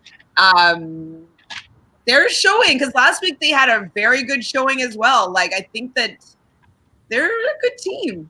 They are. They're such a good team. Like, they communicate so well with each other. They're both very, very smart. They're both very, very calm. They can assess situations, and they're both really light on their feet. Yeah, I agree. They're both great for a final. And I think after this week, obviously they all said Jay's going to be in big trouble next week. But honestly, like, he needs a skull anyway. And out of all the people who are going to want to go against him, who like still need one, it just really depends on what that competition, what that elimination is going to be. He could either have a huge advantage or a huge disadvantage. Well, it's like, okay, Corey might do well if it's a headbanger, I guess. Maybe, but like Jay's still kind of nimble and smart, so he could outsmart him. Who else is left? Darrell, I don't think Darrell is on that hit list of his. Do you think? No. Well, Kyle now has a skull. So has a skull. So it's really CT needs a skull. So maybe it'll be a rematch or something. If it's a rematch, CT would probably win this one because he had the odds to win the last time as well, and he didn't. So I feel like he would actually still win. It really would depend. Like the elimination we saw tonight, Jay might have won that one. Jay would have beat anybody at that. Jay would have won that for sure. And climbing and knowing how to rappel and all that stuff. Like he understands how to use rope and like probably the pendulum swinging. Absolutely. And I hope that Jay goes against Josh and sends Josh home. Oh yes! That would be a dream. That's what's happening. That's what's gonna happen. Yeah, give me Jay, I'll take Jay. No, but Josh will automatically be like, don't throw me in because it's not going to be like a hall brawl type situation. Oh, I want to guarantee. That's what I want. I want to see that matchup, and I want to see Josh lose. I'll set up a seance tonight so we can make it. Let's do it. Who was third in this one? So first was obviously Jay and Theresa. Second was Ashley and Corey, and third and Kyle. Oh, right, of course. And then fourth was Nani and Josh. They were definitely high up. I didn't write down all the whole list. It was going too fast. We kind of came really close together. Leroy and Casey were sixth, I think. I remember thinking that they would have done better than at least Nani and Josh. I thought. Yeah, and I think Amber and Michi were like towards the last group. Yeah. And so were Gabby and Devin, I think, were seventh, maybe? Yeah. But so Lola wanted to finish strong and Nam didn't want to at all. And she just didn't feel like he was supportive and he didn't feel like she was supportive. Would you, if you were Nam, would you have finished strong in that moment? In general, I feel like I would have, but damn, Lolo is a tough partner to have. Yeah, because like even when they have a conversation later, like he does try to explain to her, like, I understand that I always want to finish strong, but like I was pissed. You were pissing me off for the entire 5 miles, and I already knew we had lost, and you're pissing me off. So yeah, I didn't. Like, do you know what I mean? Like, and that's not necessarily the right thing, but like he did own up to like the reason why. Like she pushed him to that point where he was like, I don't even want to help you right now. Mm-hmm. Like, I don't feel good about this. Like he was obviously actually upset. Yes. Yeah. Yeah. And I don't know. I mean, that's the thing with like communication and partnership, but you know, she's saying all this stuff like it's just stuff that he should know. But she can go on and on and on about, I'm an Olympic athlete. This is how I perform and this is how I operate. Well, guess what? Nam is an American. he's not going to be after American sports like Americans think that everybody is, right? So I think that her saying all that stuff, it's like, okay, but if that is something that is so important to you, you need to establish that at the beginning of your partnership and say, no matter what, same way to compete as you do, because you're both tall. Yeah. It's, yeah. So P3 Boots is actually going to be giving $3,000 or $6,000 to each of the winners here. So Anissa, like the lagging behind there, $6,000 is a significant amount of money to be like, it's not the real final. Like, it's not like, let's conserve our energy. Like, no, you go for that money. I would be pissed if someone lost me $6,000 where we could have done well or better or win. Like, I'd be kind of pissed at that. That's a lot of money. That's like so American Canadian. I'm so glad that they doubled that in the end, just to show, hey, don't dick around. You have to put 100% every time. Exactly, and like I was really happy for Jay and Theresa. I actually would have been happy for Corey and Ashley as well, because I would love to have seen Ashley have a win and have some sort of power for once in a while. But at the same time, like, I was super happy for Jay and Theresa to like solidify themselves as a strong team. And though I'm sure it's going to bite, it could bite them in the ass, I think it's actually going to work to their advantage because they need those skulls. So yeah, fine, throw me in. Like, I need to take it eventually. And I'm going to need to beat the best at some point regardless. So like, let me try to fucking do it. Hopefully luck's on my side and I get something that's good for me and I can get that gold skull, whatever. And then hopefully people are too scared to throw me in again. Well, and it's also like kind of like what you said, but like Jay isn't necessarily a layup here. So, you're coming for me now. It's like, well, I do have to go in. So all you guys are trying to decide that I'm a layup anyways. At least now I'm showing you that like I might not be that easy to beat. And so you'll have to think a little bit more. And then instead of just being like, oh, I want to put my hands on him, kind of garbage. So I know that with what ends up happening in this episode, it just seems like they're in a bad position, but they had it was time for them to take the shot instead of, they might not get the chance again. And they still might get thrown in against the same person. Exactly. And at the end of the day, they did get out a strong female regardless. And they put themselves in a position where no matter what was going to happen, they were going to get out someone strong and a strong team that just did really well in a final type challenge. Nothing wrong with that. Like, that's the point of the game. Exactly. So Emil says, Gabby seems like Fessy for his look, not as a lame ladies game.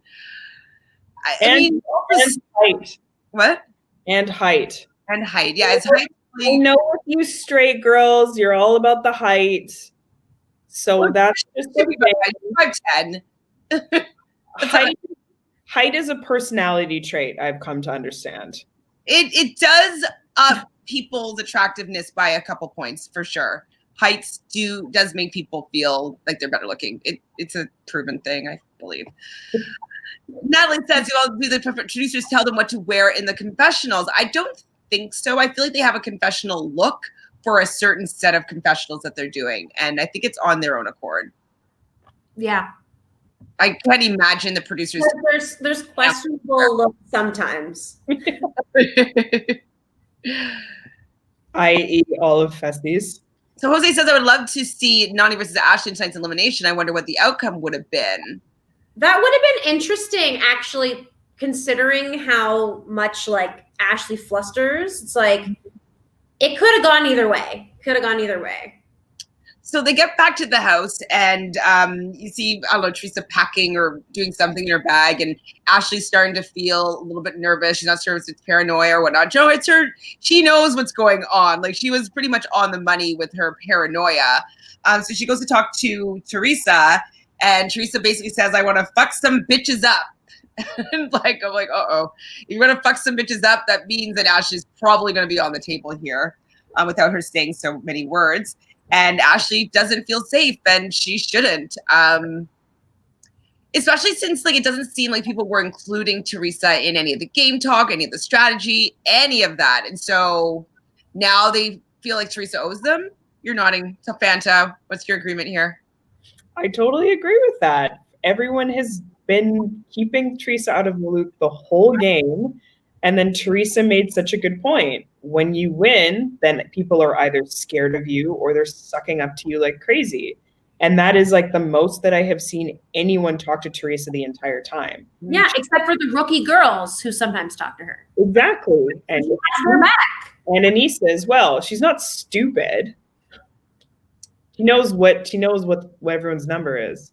Emil says that Ashley would have beaten Nani. Nani doesn't do well in physical eliminations, but Nani's lean and like I think she might have figured out the momentum of that. Yeah, if she figured out the momentum, I think she could have beat her. It just would depend. I can also see Nani not getting it too. Like I could see both ways, but This is for you, Fanta, from Carolyn. First episode with no Josh tantrum. Next week, not so much. True. It's really been quite blessed. No. And it was nice. fun there, but we just didn't see it. Wasn't part of the emotion, the story arc of this episode. So we see Lolo and Nam fighting. We did talk about this before, but it does make sense that she might have real like feelings, relationship type feelings about Nam, and it's kind of getting weirdly woven into their partnership. And so it's kind of like she's deciding that they're like a married couple and they're together and he should know how to do this, and this with her. And she hasn't communicated with him like her likes or dislikes, how to do things, and they haven't figured that out on their own because they're not dating, they're not a couple. So I think it's kind of all getting a little bit morphed and mixed up, and Nam doesn't really know what's going on. He's like, I'm just, aren't you just my partner? But she's probably thinking maybe he's more, and kind of acting like she's a scorned lover, because she was like choked up. She wasn't crying. Couldn't you hear it in her voice? Mm-hmm. You know, I didn't like it, and she's just like doesn't even know if she wants to have him as a partner anymore, and he was like upset.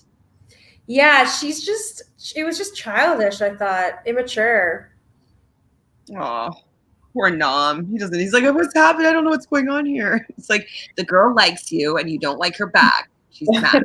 Exactly. So, Fanta, the club scene happens. How do you like the club scene? I was really rearing to go for the club scene, but it was short and tense. Mm-hmm. We had Nani talking to Theresa a little bit. Oh no, wait, no, thinking that Theresa's against her. Sorry, talking to her. Who was she talking to? God, I can't even remember now. When she's mentioning that Theresa has beat her in the past, and so she wouldn't be surprised if Theresa took it as an opportunity to throw Nani down there and make her the houseboat so that she can go take the skull from Nani, and then also would be getting Nani out of the game at the same time. So, I mean, it's a good thought process for Nani here, and that could potentially be a smart move for Theresa. I don't know if it would be a smart move. I mean, I think that if Theresa really wanted to take this opportunity to throw herself in, why would she not try to get the house vote to be Amber M or Gabby or Amber B? Like, Nani is still a wild card. Like, yeah, she's beat her before, but like, it doesn't, like, I don't know. She knows that Nani has connections. Yeah. So, and I mean, I guess because Theresa's now closer with the rookies and maybe she wants the rookies to be at the finals so that she can win the whole thing. But I don't think she would purposely have tried to put Nani in to put herself against her. I think she's going to just hope that she'll get thrown in at the right time with an easy person and not have to like make that decision maybe. I don't know. Plus, only one girl skull at this point had been used up. Like, there's more time for the girls in a way. Yeah, I mean, I was seeing a little bit where Nani was coming from, but I was also thinking like Theresa would be wanting to get Nani out because she doesn't want Nani in the game with her. That Nani is like not a number for her, that Nani's against her. So that's also why I was thinking that Nani maybe was thinking that would be somebody that she would go down and maybe try to take the skull from, and then at the same time be getting rid of somebody that's against her in the house. Yeah, I think that there's just also a thing of it because, yeah, Michelle, like you're saying, it doesn't really make that much strategic sense for Theresa to throw Nani in. But I think that Nani, like, they have a lot of unresolved issues. The last time that they left on bad terms. So she's probably, like, Nani was probably just really paranoid about that. Mm-hmm. They hadn't really talked, and then she's like, oh, shit. We're not on terms. Like, this could literally be me going in. Well, and also, though, it's like, I wonder how Nani actually feels about Theresa, because that's probably indicative of, like, shit, like, I would probably throw Theresa in if it were me. So maybe Exactly. Mm-hmm. I'm sorry. I wasn't really paying attention to the club scene because I was so distracted by Fessy's jacket. Like, I literally stared at it I just missed the whole club scene because I was like, I cannot believe you. Could you maybe just put a little bit of light on the Jay and Kyle interaction? Because, like, they were like, like, just like, yeah. They were like chumming it up, and he's like, and Kyle's joking around like, oh yeah, you're not gonna throw me in, not yet. And then, like, Jay's like, no, man, like, you're good, absolutely, you're good. Well, he tells him that he would warn him. Yeah. That's the whole thing is, I think this is strategically where Jay made the mismark, because Jay kept being like, oh, I made this is bad, like at the end. And it's like, I don't think the decisions were bad. I just think the way he went about it could have maybe been strategically a little bit better. Like, he didn't need to say, oh, do not worry, no matter what, I'll warn you. He could have left it all vague and just been like, I want to work with you. And, like, I would never, like, try to get you out. Like, I don't know what my partner wants to do in terms of females. We all think it's probably, like, who knows how it's going to shake up. Mm-hmm. Like, there's other things you could try to say to, like, make them be like, okay, well, maybe I will go in because he didn't say 100% I wasn't, and, like, get themselves amped up. Like, I don't know. I agree with that. Do you think that maybe there was fear of Jay and or Theresa not wanting to say anything because they knew that would get back to Cam and then really blow up? Probably. They probably figured, like, well, Jay said, oh, I promised my partner I wouldn't say anything. And I think that it's like, yeah, because if you warn them, A, they're way more in the game. They're ready to go in and they're going to perform better. And also it gives more room for rumors and drama to start, because they were all yelling at them. Like, once we get down to the crater, everyone's just literally yelling at them, being like, you guys are so stupid, how dare you? And it's like, that would have just happened earlier. Yeah. And then even if they changed their minds and did something else, they still would have been pissed at them for thinking of doing it. So for sure. Yeah, I don't know. That's the thing that I thought was, like, I mean, even CT said as much. Like, he was like, oh yeah, nobody likes being lied to, but welcome to the club. Mm-hmm. Yeah, that was great. That's how it works. And especially for Kyle to be, like, bitching about that. It's like, Kyle, you run on lying. That's in your blood. Why are you so mad? Right? So Sam says low-key felt bad for Big T to a little bit, because she proved last week that she wasn't a weak link. I know. I hope that she gets her mojo back. I hope so. I really like Big T, like Big CT. So Emil says there's a language barrier between Lolo and Nam, as we were kind of talking about already. Lolo is not a good supportive team player in this environment, 100%. She was yelling way too much. Who likes being yelled at? He's not a dog.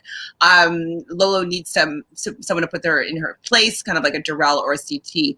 I don't even think that Darrell would be able to handle her. I think he would just be over it. He would be so over it. Yeah.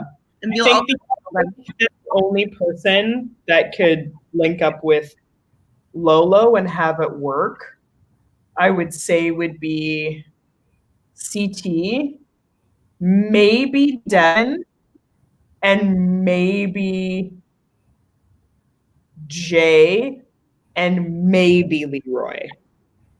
Yeah, they're both all patient in the way that would be able to tolerate Lolo, for sure. I wonder, though, okay, this is a little bit of a hot take, but remember last week how he was like, if you want it, like, you know, like, give me the nod and, like, I'll send you in, you can get your skull. Do you think that it's for when she goes down to get her gold skull, he's assuming that she's going to come back victorious, that she will switch up her partner and then maybe take CT. And so maybe he was planning that for the final. Wait, you mean who said Nam was the one that said if you want it, or CT was the one that said if you want it? He said last week when he was the double agent with Big T, he was talking to Lolo about going down into the crater. Oh, yes.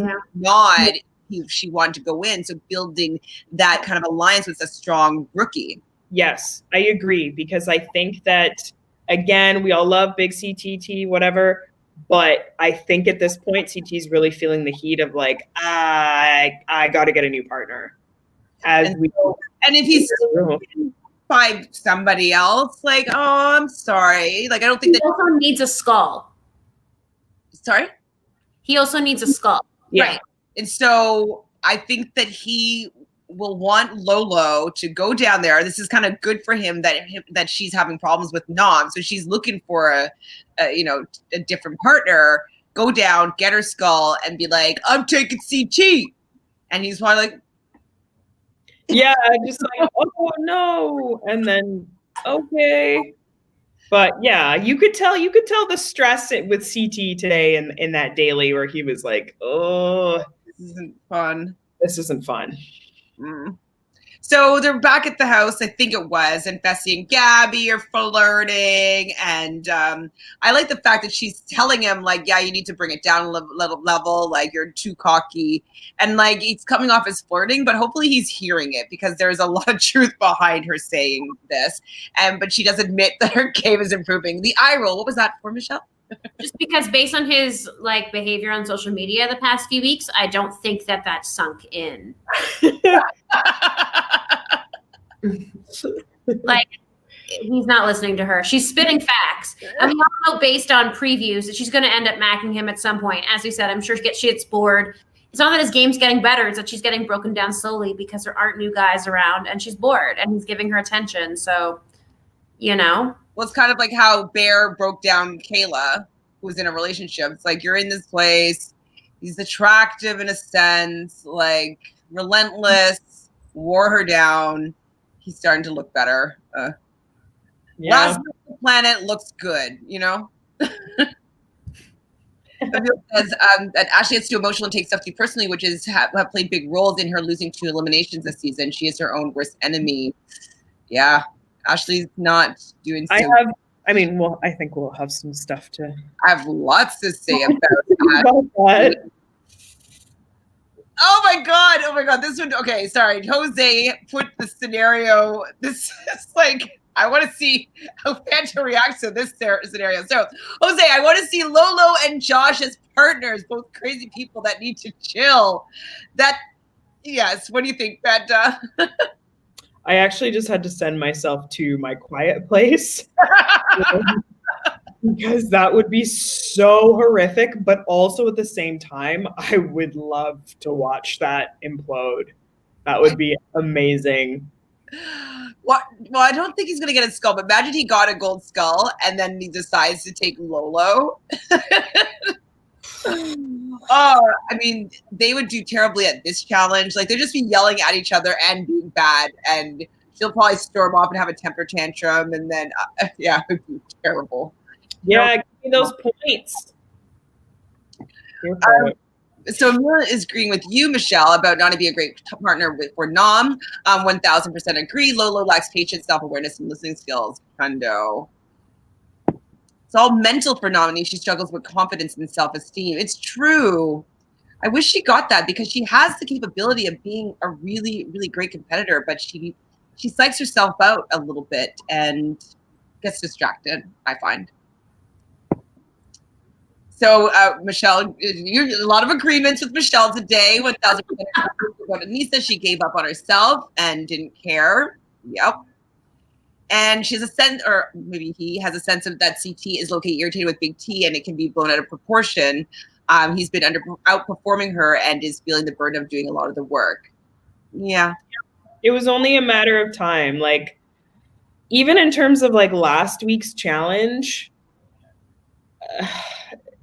yes, it was like Big T was a big part of that, but when you have these endurance ones or where it requires her to hold a lot of weight, that's when it can start to get tricky. And CT is cognizant of that. And I think he has been cognizant of that since they first became partners.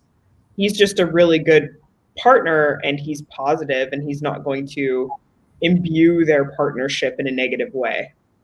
So Sam says he thinks that this just proved that she's not ready and needs some more training and motivation. So hopefully they work on it. I want to see her do well. But the thing about it is, yes, that is true. However, I can tell that CT is cognizant of the fact of, I don't think I have time to do that. Mm-hmm. I have time, it's too much risk. I need somebody else. That's what's going on in CT's mind right now. Hundo. So 90 said, I didn't say anything about her decision. I was referring to her actions when she was getting pressed by Lolo, or how she reacted afterwards when she won and acted towards Ashley.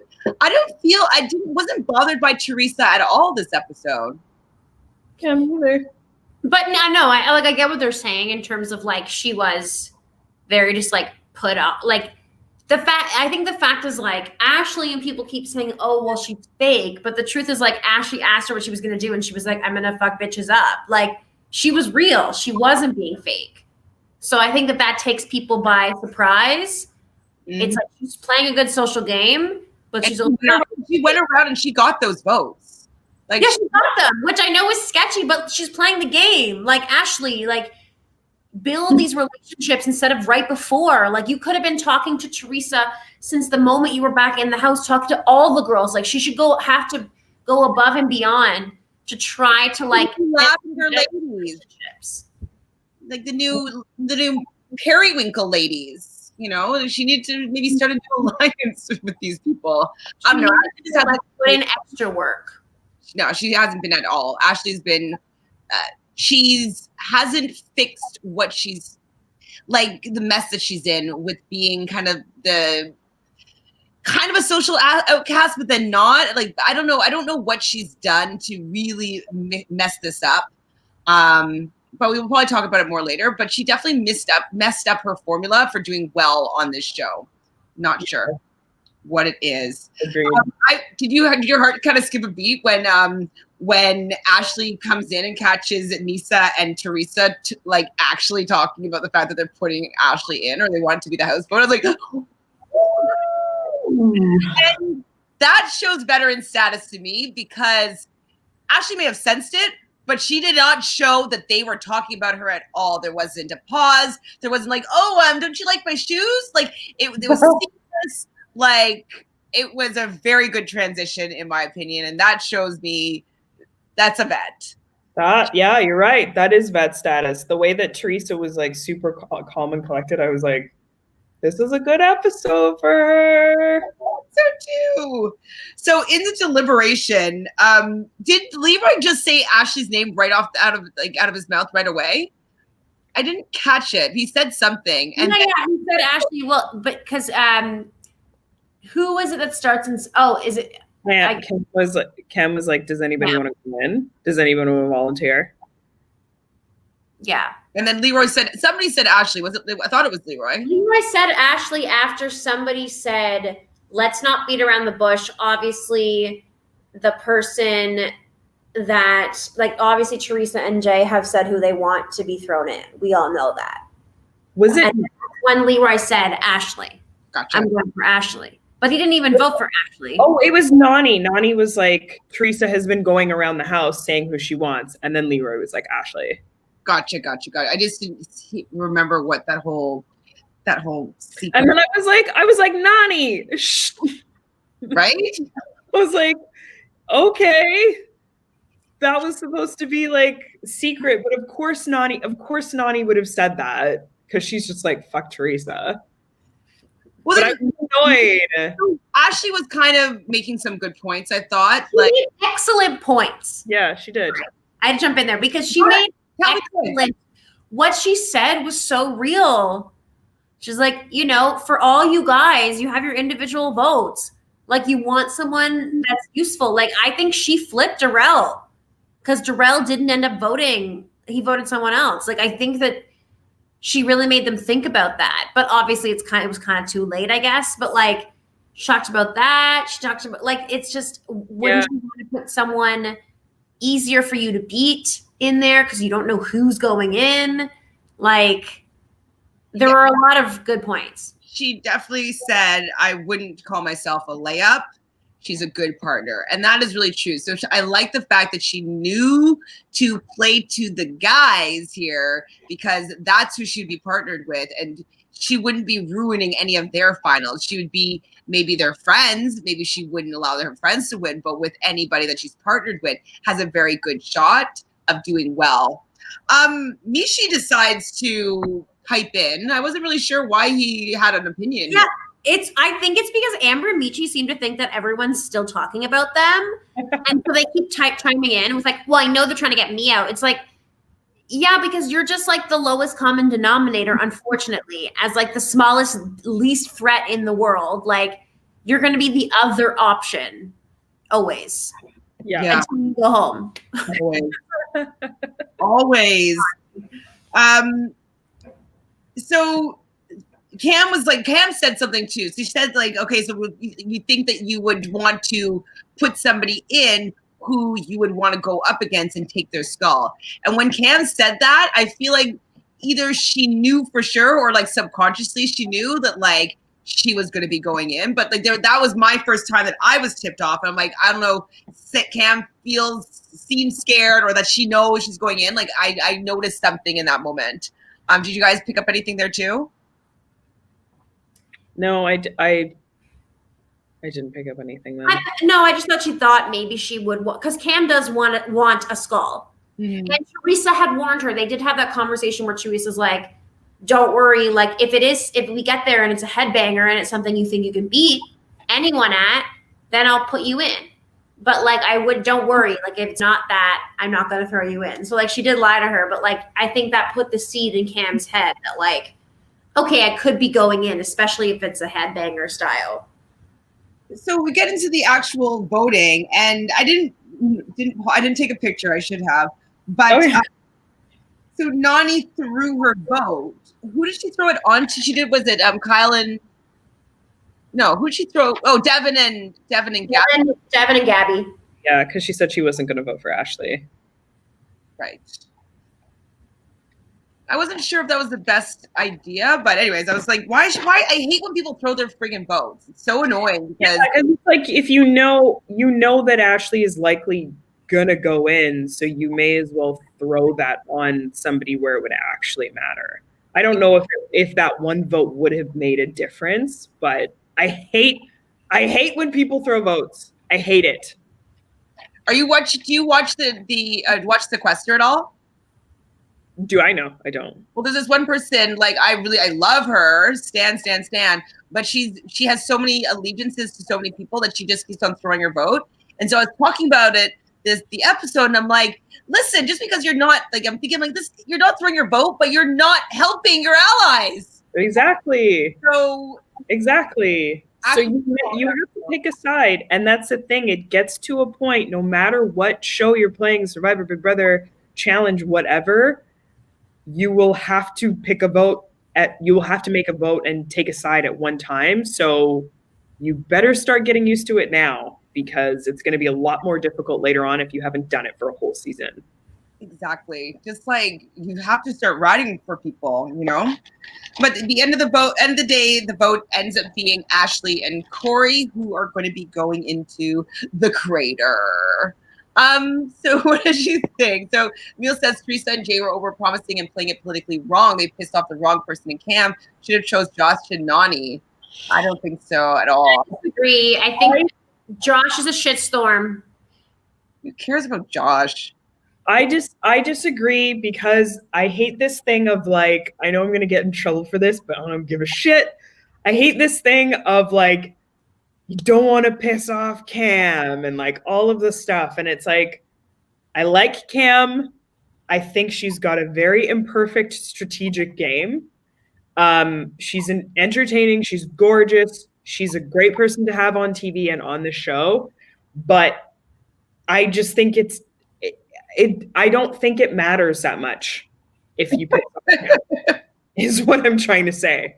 Honestly, like, look at what happened with the whole CT thing at the beginning of the season. She doesn't, like, she'll get really pissed off, but she just doesn't really follow through with it. Mm-hmm. And she doesn't really have, like, she does have an alliance, but I just feel like it hasn't really shown. I think that is what has overpromised the most this season, to be honest. Is her wrath? Her wrath and her alliance. Yeah, well, exactly. We're probably talking about it more after, but that's the thing, is that this creating this like on the boogeyman type thing so people would be scared of you. I think that's a little bit what Tori was kind of doing, and just like, oh, like I'm so strong, I'm so big, I'm such a competitor, whatnot. I think it's to scare people into believing this about them so that they would be too worried to put them in or throw them in. And so I don't think that she played it strategically bad. She didn't play scared at all. I think that I personally think with throwing in Josh and Nany was a pussy move. If this is the only time you're ever going to have any power in this game, like you do with it something that's going to be really strategically advantageous for you. If you throw in Josh and Nany, people are still going to be pissed at you anyways. So yeah, like, people would have been pissed. The same people. Cam still would have been pissed because Cam and Leroy and Nany are still a thing somewhat, and it still would have been like, you lied. Regardless, they were going to be in shit, which is kind of what Theresa says to Jay when they're up on the thing. She's like, it was going to happen. Like, you're going to piss someone off. And if she's working with the rookies, which is very obvious, that's what should be the takeaway from all this. Like, Theresa this, they should all be like, oh my God, Theresa is not going against all of the rookies. Who has she been talking to? Who does she get along with? Maybe she's working with them. Yeah. They're just mad because they're sleeping on Theresa and Jay, and they got. That's you're so right. And that's the thing. At the end of the day, everybody was just butthurt. They were butthurt, and it's like, well, you literally didn't share your toys with Theresa from the jump. Mm-hmm. Respect. Wait, what the challenge MTV Fessy made? What's this? Hi, Kenny. I don't know what that means. Adrian says something that I found funny here. I think that the male and female winners should not only get a prize cash, but a lifetime supply of black turtlenecks. Yes, yes, please. I mean, I like a turtleneck. I do. Hi, Matthew. So Matthew says, I feel like Theresa should have just said, Cam, I think that you're our best shot to take out Ashley. Plus, I want you to get a skull versus someone like her instead of me, so I'm sending you in. Yeah. I do agree. She could have said that. She could have been like, hey, like, she didn't have to say 100%. If I was Theresa, I would have been like, listen, if it's something for sure you're going to win, I'll put you in to get your skull. But like, I'm weighing my options here. And I'm not going to lie to you. Like, just depending on the situation, you're one of the only people that I think for sure can take Ashley out. Unless it's fully just a puzzle. Mm-hmm. I agree. However, she still would have been mad. Yeah. She still would have been mad because they would have gone down to the crater and then would have seen it's not a headbanger, and then it doesn't matter because Theresa would have been like, okay, Cam. And then she'd be like, what the hell? We made an agreement. It was supposed to be a headbanger. This isn't a headbanger. This is Space Jam. So, like, I just, there's no way that unless Cam is orchestrating it, there's no way that she wouldn't have been mad. No, but I do agree with what Matthew's saying here of like, if she didn't say only if you want to, she could have kept that. She could have admitted that. And then it would have been less sketch. It just would have been easier for her to back up her own self later. Yeah. A little bit. Yeah. I mean, I thought that it was just going to be a headbanger. And so like, she just would be able to throw her in and like have given the warning. I do think that it would have been a little bit better if she had just said like, what we've already been talking about already. Like, I just wish that she gave her the heads up, but she didn't. She's still gonna be mad. Cam does not. Nobody wants to be put down in there on something that they don't know they can win, and that's just facts.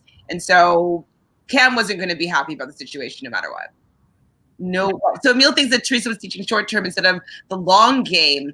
Well, I think she was actually thinking about the long game because she was thinking about how many people. So they're going to have to throw her in there. Okay, sure. sure Theresa's going to be public enemy number 1. But okay, so maybe they'll throw her against Lolo because Lolo doesn't like her. Okay, so that might be a more challenging one depending on what it is. But Lolo isn't that great at a lot of things. Like, she's a little bit awkward at some things. Amber M, Gabby, Big T, Nani's still an option. So these are 4 or 5 people that I've mentioned that she could probably take out. So I don't think that she cares that much because odds are she's going to get somebody that she can beat.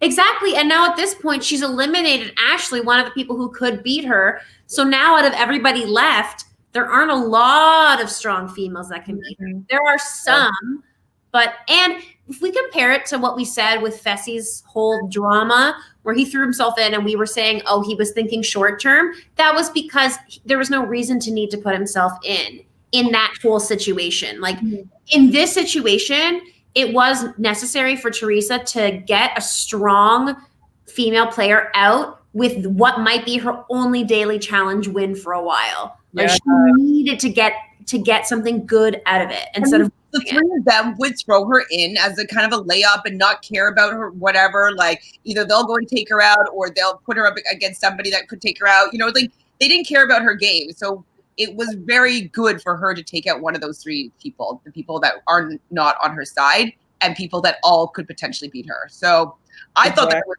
long term. I thought it was like looking at the finish line and trying to set it up so that she can get there.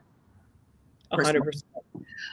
So Blaine asked, do we think that Leo will be asked back for another season? I don't think that he's made for the challenge, just with his life experience. It seems like the reason that he left, unless he works on that, I don't know if that will change in order for him to feel as though he's capable of, handling the stress and the environment of the challenge. What do you guys think? Yeah, I don't think he'll want to come back. Exactly. Usually when people quit like that, they don't come back. Michelle, you're being called out here. Natalie says that Michelle thinks Nam is a total babe. I mean, yeah, obviously. I'm sorry. Wait, who does not think he's a babe? Didn't you get Michelle's newsletter? Obviously he is, and I think him and Nani would be the perfect couple because she's the most beautiful female in the challenge, in my opinion. And so I think them together is just like a perfect balance. I'm actually really upset that they didn't. I guess she has a boyfriend this season, but I was really pissed because I was like, ooh, Nani hookups. Yeah, right up Nani's alley. Let's go. So Carolyn says, calling out Lolo here. So Lolo talks about being an Olympic athlete, but yet she doesn't fall herself and turn to the crater. She's full of it. Yeah, she does talk a lot. All talk, but no action from Lolo so far in this season. Adrian didn't like when Lolo told Nam to jog when they were literally at the finish line. Like, calm down, sis. I get where she's coming from, finish strong, but read the room. Like, you guys weren't vibing. He didn't want to finish strong. He didn't want to finish with you. He was just trying to finish. Like, it was an easy reason, cop out for her to get mad at him. For sure. Yeah, it really doesn't matter at that point. It's just a control thing for her. Yeah. So Adrian says that he hopes that CT and Nam beats Josh. I think that's for sure. I think so. Honey, please. Honestly, anyone beating Josh will be glorious. And you don't have to stress about it because the truth is that he's never won an elimination before. So at this point, I feel like there's no one who he can really beat. Like, who can he beat now that maybe Michi, depending on what it is. Yeah. Ooh, Ashley has been underperforming since she won $1 million. I was going to talk about it later, but we can talk about it now. So, do you remember when Jemmy had her premonition or thoughts about bananas about him once he did that snake move to Sarah? Well, yeah, because I just want to preface this is that Jemmy is like, she's from New Orleans, so she's like a voodoo priestess. I actually didn't know that she was that into, I thought she was just talking about having a dream or a premonition, whatever. Okay, I like that even more. That makes me like Jemmy even more. Yeah. So I'm wondering if, because I know we didn't like Hunter wasn't really good to her, but I think the move would have been still to take the higher road in that sense and split the money. I know it was part of the game, so like she used what tools that she had in this game to win $1 million. It's a lot of money. I get it.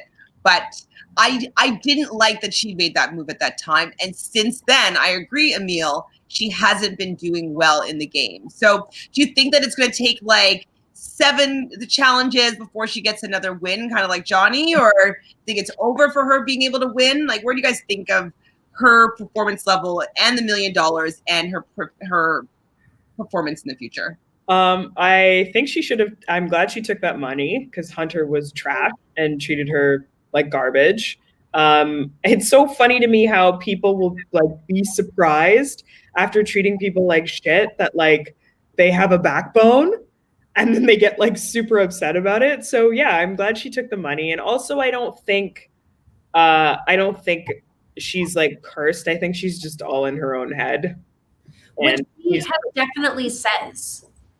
Hmm? Like she definitely has said she's gotten in her own head lately. Yeah, she's her own worst enemy. But I think Johnny, it was more of a curse. Yeah, Johnny's was curse worthy. What he did was shady as hell to someone who was nice to him the whole time, right? And really did help him get to the end. And actually helped him. But also I feel like with Ashley, she needs to be in a challenge situation where she's feeling a little like she's feeling calm and grounded and like, because she can beat, and I think she can win again. But also let's not say underperform the whole time, because War of the Worlds, that terrible season with that terrible Giant Alliance, she did make it to the final. She just didn't get to do the end, like didn't get to win, but she still made it really far. So Adrian brings up a point that I don't even remember right now. So he says, I forgot Cam beat Ashley twice in an elimination, one in Vendettas, and now. I didn't even remember that one. Vendettas, I can't remember. Makes sense though. Cam's won most of her eliminations. Hi, Moses. So Nani would be a great partner for Nam. She worked well with Turbo, yes, who is a great competitor but new at the game, and language barrier. It could be. I'm assuming. I believe that Nani does also speak Spanish, so she might have like a swoon. She might have just an consideration of people communicating with people, knowing multiple languages, and that could also be why she's a little bit of the Turbo whisperer and potentially the Nam whisperer. Go ahead. I just have to say, if you guys get me a cameo of Nani speaking Spanish, that's something I'll write down. Yeah, we can do that. We can get that to happen. I don't even think she's cameo, does she? Probably. I feel like she's kind of like she's like, I don't have time for that. Like, I'm gonna go watch the sunrise and go for a bike ride. Like, well, her cousin is quite like into that world, so I wouldn't be surprised if she got into a cameo. And maybe, well, I don't know if she would do OnlyFans, but I feel like Nicole would do OnlyFans. Nicole, her cousin, yeah, I could see her doing OnlyFans. Blaine asks, what do y'all think about Julie being called out from the OG season because she was a liability? Really? Because she's older, or did she have something happen, Michelle? Yeah. So this is just because of, which is so troll. So everyone remembers that season where she tries to kill Veronica, and they're like in the air on the dangly thing, and they're trying to get a flag, and she starts to undo Veronica's harness. And Veronica thinks she's going to die. Anyways, after that, Julie laughs it off, and she's like the devil. But then she gets invited back for 3 other seasons after this. Now she was on the OG probably list for the new OG season coming out, and she has since been dropped because of being a liability for what she did all those years ago, which, to be fair, is probably because Veronica's going to come back to OG. So she probably was like, I'm not coming back with fucking Julie. Understandably so, because she almost killed her. Like, it was horrifying to watch. Every time I watch that episode, I'm like, what are you doing? Like, it looks like she's really trying to undo. I remember that. It was really uncomfortable. I was like, And they're on a high-rise building. Like, and you just see Veronica like screaming and screaming, and she's still doing it. It's actually horrifying. Yeah, not good. I haven't heard that yet at all, but I mean, it makes sense. I wouldn't. What does it say? This is Nani's cameo. Oh! What's her price? Cameo. How much does it cost? Hold on, let's guess the price for cameo. I think that Nani would be coming in at $35.99. Michelle, what do you think her price is? I think $60. Ooh. What is it? What is it? I don't. My phone literally just died. Oh. Did you see what the price was or no? What is your guess then? I would say that she charges. Yeah, I would say she probably charges like $50 a cameo. All right, so 60, 50, $35.99. How did you find cameo? I just Googled Nani I guess. cameo. So honestly, if Theresa did lose this weekend's daily, I can see some of the girls putting her in with Amber M. I don't think that they would put her in with Amber M because they want Amber M for themselves. And Theresa would have gotten an easy skull. I don't think that they would give Theresa an easy skull or an easy skull. I think that they would put her something, maybe a Gabby. Maybe they do her in Gabby, but I don't think they'd give her an Amber M. No, I don't think so. Says, I was thinking that they should have sent Lolo and Nam. Their team was already in shambles and Theresa had an argument with her, and Lolo is a strong competitor. I thought that it was going to be Lolo taking out Cam in this one. Or maybe just with having that fight in the beginning, just being like, let's just send Lolo in there or whatever, take out Cam or take out Ashley. I wasn't sure that she was going to go. Well, I thought Cam when they're in the deliberation, but I was just wondering how the Lolo part was going to play out. But maybe that's for future episodes. So Lily says, hi, Lily. Cam was only mad that Theresa lied to her unprovoked when all she had to do is just vote Cam in. Why go up to her and say that you'll only put her in if it's a headbanger? But Cam also gave Theresa credit for the move. Yes, she does. Yeah. God, that's just it. He did, and like how much longer can Cam be pissed for? Theresa got her a skull. Like exactly. And she doesn't necessarily want to see Ashley in the end either. So like for her too. Yeah, Cam can't be mad at that for long. So Adrian was thinking of when Ashley came back as a mercenary and Cam had to battle her in the reverse tug of war. Okay, yeah, definitely Cam's going to beat Ashley. Where they have to go around the wall and ring the bell. That's what I remember from Vendettas. Okay, yeah, I remember that. That's definitely something that would be more in Cam's wheelhouse than Ashley's. Cam just has a lot more like power, I would say, in that kind of regard. Yeah. So we're at the crater. Ashley's shocked. Really? Why was she shocked? I don't know why Ashley was shocked. But she said something that I thought was important, and we kind of talked about it a little bit. It's like, if you throw a vote away, that means you're not supporting me, which is true. And so she was pissed. What were you going to say, Michelle? Well, it's because Jay winked at Corey saying he wasn't going in when they were on the bus ride there, which is what Corey yells at him at one point in this whole debacle. So they convinced them they weren't going in, which was kind of unnecessary, I suppose. But they could have just said, we're not saying, and been like, but they said that they weren't going in. So that's why she actually believed that. I guess so. Boo.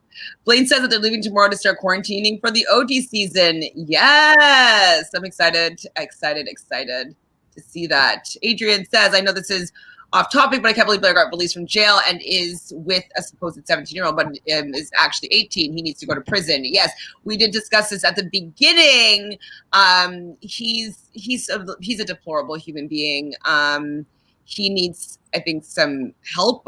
We talked about it, I don't know if it was last season, but that he must have had something happen to him in his childhood, because the fact that he has no consideration for any other people but himself, it just doesn't make any sense to me.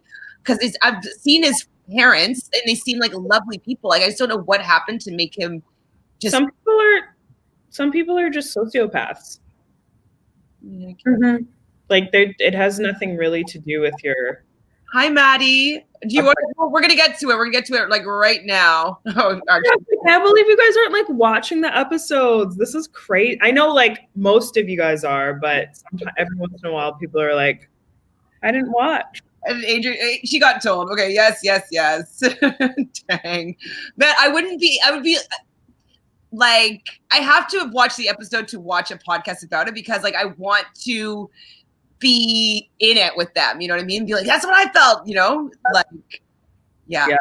I like watching it beforehand. Sometimes I have some of my favorites that I watch as well, and I'm like, oh, I want to watch it, but I haven't seen the episode yet. Damn it. Okay, let me go watch the episode, and then I'll catch up.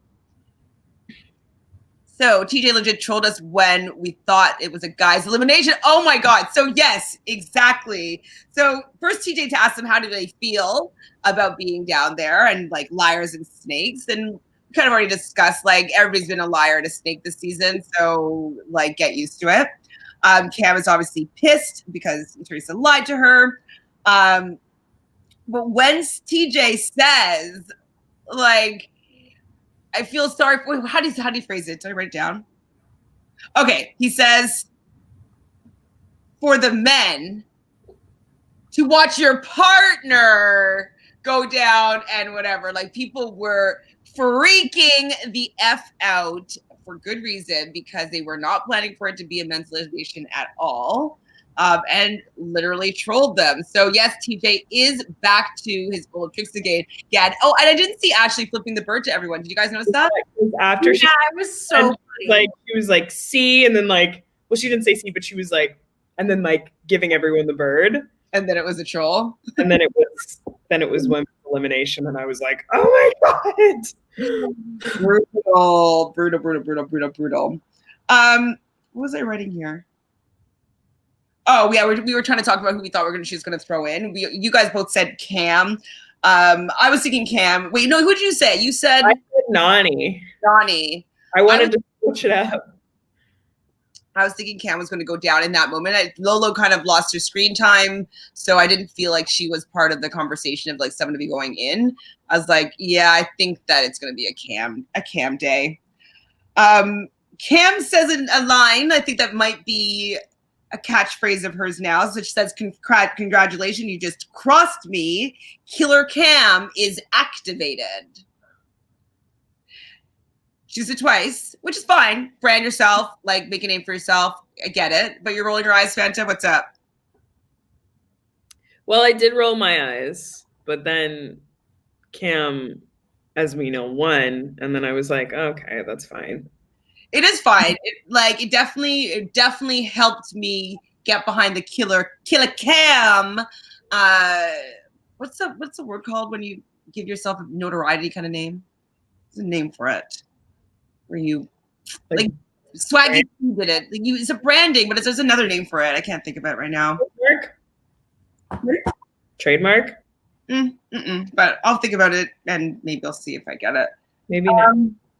So they're going in, and it's like kind of like some swinging thing on like a pulley, swinging back and forth with rings. I didn't understand where the rings are because Ashley's talking about the rings, like she put it on her knee or something. Like they were like, they had like them like on their arms, like they had a whole bunch of rings because throughout Ashley kept dropping her rings, but they needed to get 5 on the hooks. Six. Sorry. But they had more than that. It didn't seem as difficult as they both made it look. I thought it was going to be an easier challenge. And so I'd ask you guys both who you thought was going to win it. You guys both thought Cam. And I thought that because Ashley's a little bit lighter, and I thought that she would be a little bit more kind of graceful than Cam. I thought that Ashley was going to do better at this particular one, but immediately was proven wrong. I was like, oh, okay, no, that's not the case here. Well, she spent the first 5 minutes just being so angry instead of, which I mean, great, use that. But instead of focusing on the task at hand, she was just too busy. Like CT said, she wastes all her time being angry. And by the time she's focused, how many rings ahead was Cam? The thing is, like halfway through the competition, she got ahead. She got control of herself for the most part and was going as fast as Cam was at that point. But Cam was already so far ahead because Cam was focused. She was like, what do I have to do? She was weird at first, wasn't getting the swings at first, and just concentrated on what she was doing and figured it out. Mhm. And actually, that's the piece she's missing with these types of weird eliminations, where it's kind of like you're doing a weird hangy thing, which she's been in a couple of those. It's like you just got to figure out what your strategy is as quick as you can, you know, and not just be like, let me flail. It's like, okay, let me try to swing myself. What can I push myself off of? Like, she could have done it. Like, I thought people. Easily she could have done it. I use the same words for Ashley, flailing. I'm like, okay, Ashley is flailing. She dropped a ring. Cam wins. And I didn't know that her wins were 10 wins, 1 loss. I did not know that. Those are good stats. Those are good stats. 10? That's what she said. 10 wins, 1 loss. She's been in 10 eliminations? That seems like more than she's been in. I guess it's because on her debut, she did so many. Like, that's when she did the most. Right. So I thought that, but I was like, first couple of seasons, she did so many eliminations. And then she hasn't really done many for the last few seasons. Yeah, exactly. They just join in regardless to see your beautiful faces. Aw, yes. Thank you, Blake. Thank you. These are our nighttime looks. Ooh. So even though she accomplished this plan, Theresa and Jay are definitely in hot waters. They always were. They're the layup to you no matter what. Especially Jay, because he's a guy and he's definitely going in next week. They wanted to throw Jay in. It's going to probably be against Josh because Josh wants him. That's going to be probably what's going to happen. I don't know. Okay, can we live in a world where Josh gets a gold skull from Jay? Can we live in that reality? That is a very deep question. I think that goes in like right next to what came first, chicken or the egg, and what is the meaning of life. We live in a world where Josh has a gold skull. Right? Adrian, I don't think I can live in that world because he's going to take it. It would be with Jay. That's how they're building the story arc. They wouldn't have shown that little fight, and they wouldn't show Jay now having this happen and have Nani now, voicing that she's worried about Theresa. Like, I feel as though they kept that in the episode earlier because that's who Josh is going to want to go down against. And it's going to be perfect timing for him to get his skull and also a little bit of revenge. Yeah, but I mean, even still, I think about the eliminations that Josh has done and has lost at. And I think about when he's gone against Jordan in that one elimination with the rope. And I think back also to Jay in that rope challenge where he just ripped through that rope and got to Theresa first. I would, my money would be on Jay over Josh. 1000%. But there's a world where Josh beats Jay in a elimination. There is there's parallel reality. I believe in the theory of relativity. I believe that there is a different dimension for everything. I believe that there's a dimension where we're doing this podcast and I'm on the top and Michelle it all exists somewhere. I'm just hoping, and I don't think that this is going to be the dimension where Josh wins a skull. Cannot be. Otherwise, I'm in the wrong dimension. Exactly. That's going to be a rude awakening for all of us that we're in the wrong dimension. What it just would just damper this entire season. I just don't want him to have that proud ego, like puff out his chest because he's a skull now. Like I just can't. I can't be in that reality. Lily says Cam is very good at remaining calm in do or die situations. She always just focuses on herself and performs. Agreed. Honestly, I think that it was a really good showing for me to see Cam here. We hadn't seen Cam in an elimination that I can remember in a while, especially if we can't remember her having 10 wins. So her killer Camness has worn off. And so I do feel as though it resurrected like what she's talking about. And so she did need to reprove herself a little bit, in my opinion. And it was so great when she got that win. For one, it was great that she got that win. And just like the look on Leroy's face, and he was just like, I was watching her, and she was like Michael Jordan, and he was just like so happy and so proud. And then all of the dudes are like, Pick me. pick me. CT, give me another chance. All of the guys. I loved it. I loved like, oh, I can't. Hey, Hey, and then Leroy was like, no, Leroy goes, I don't know how I feel about all these guys like wanting my girlfriend as a partner. do you know that Christmas game where you bring like a re-gift, and you wrap it and you sit in a circle, and then you have to like go and like you take someone's gift, and then you can like decide if you want to take a new gift or if you want to trade it with somebody, and people just like, they have like the old DVD set of some terrible movie that nobody wants to watch, and people just start like, hey, do you want this? And like everyone just gets very inventive and creative to try to sell these terrible gifts that they have. Yeah. That's kind of what all these guys are reminding me about, like with Cam, like picking her partner. Yeah. So Cam ends up staying with Kyle. Tell me, what do you think about that decision? Do you think it's because Kyle has a gold skull, or was there something else going on? I think it's because he has a gold skull, so at least for the next few weeks, like he's not going to be looking to go in case there's a weird twist.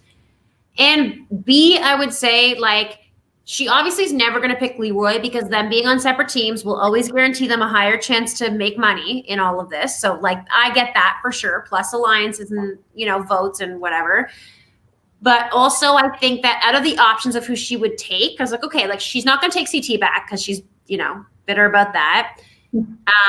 She doesn't want Fessy because who the hell wants Fessy? And the one thing is, I was like, I wish she would pick Darrell because that would have been a great partnership. I love Darrell so much, but I don't even think he's really on her radar. I don't think he's really been like massaging that relationship at all or trying to like really I haven't seen it at least. Mm-hmm. Kyle is nice to her and they work well together as a team. So why would she not stay with that? And especially because he performed pretty well in that challenge. I think that she's like, you know what? Like, we're kind of giving him a little bit of, oh, you're not good. You're not a good performer. But he's done pretty well. Like, he beat Fessy last season. Exactly. Yeah. So Leland's coming with the stats. She is actually 8-2. Still good, though. But I think she got confused. Yeah, 10-1 sounds better. It does sound in one, but, like, it's completely wrong. She's never lost a solo in elimination, though. Okay. Challenge Wiki says 8-2. Okay. Challenge Wiki is coming for Cam and her stats. Who do you think Josh would beat in elimination to get into skull? Yeah, I think Jay. Do you think anybody else? Michi? Not Jay. I don't think he's actually going to beat them, but this is who he might think he has a chance against. I think Michi is his only chance. Josh is trash. Josh has a little more experience. I think that he might be able to pull it out with Michi. Michi just doesn't seem like he has a big grasp of like all these random things and really good at random things like Jay is. Jay is good at a lot of random things. So yeah, Michi would probably be the only one that he could probably get her from. Josh should only beat Michi in my opinion. Yes, Lily, we are with you. White Elephant, is that what that is? Maybe. Yes, White Elephant is that Christmas game.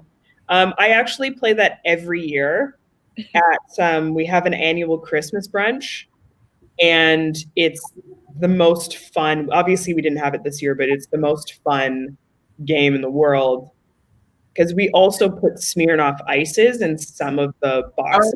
Everybody gets iced? Ew!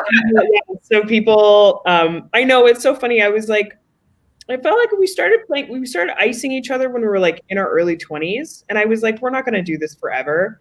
And my friend literally iced me like last week. I remember, do you know what that is, Michelle? I do. I've never been iced though. We used to, oh my God, we were such assholes. So I worked at a bar in Montreal and, you try to sneak your bus boys some shots and some drinks every once in a while, whatever. And so what we would do though is we would like hide Smirnoff ices in like the actual ice machine. So they're scooping to get us ice and then find it. They're like, oh, you'd hear them in the back, like because they had to get ice and stuff like that. So we used to always do that to our poor little bus boys, but then they get the free drink out of it. and it's kind of like a little thing. So it's so immature, but it's so Very fun. I'm gonna keep icing my friends until I'm 8. put on that knee and chug. We're gonna do something for you this summer. What's that? Michelle's never been iced before. I know, you should never say that, Michelle. I mean, I don't really drink, so. But It you matter. got iced, you would drink your Smirnoff. It's all in one shot. Just chug it. Oh, I can't. I would try.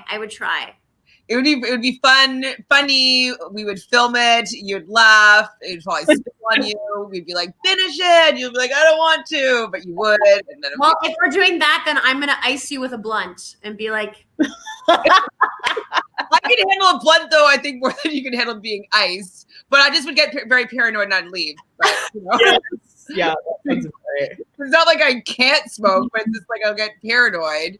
And then I think that everybody's like talking about me. And like, I'm like, oh my God, wait, I think I'm funny. Am I not funny? I'm like, no, I'm funny. I know I'm funny. And then I'm like, wait, you're laughing at me. Like, no, I'm funny. Like, anyways, it gets bad. A whole blunt? in one hit. I used to be the super blower of like my high school. I used to roll all joints and I used to blow supers. So supers is like, or people call it Superman or whatever. And you just go like this and you'd link your fingers and I'd put the joint in backwards and I'd blow the super.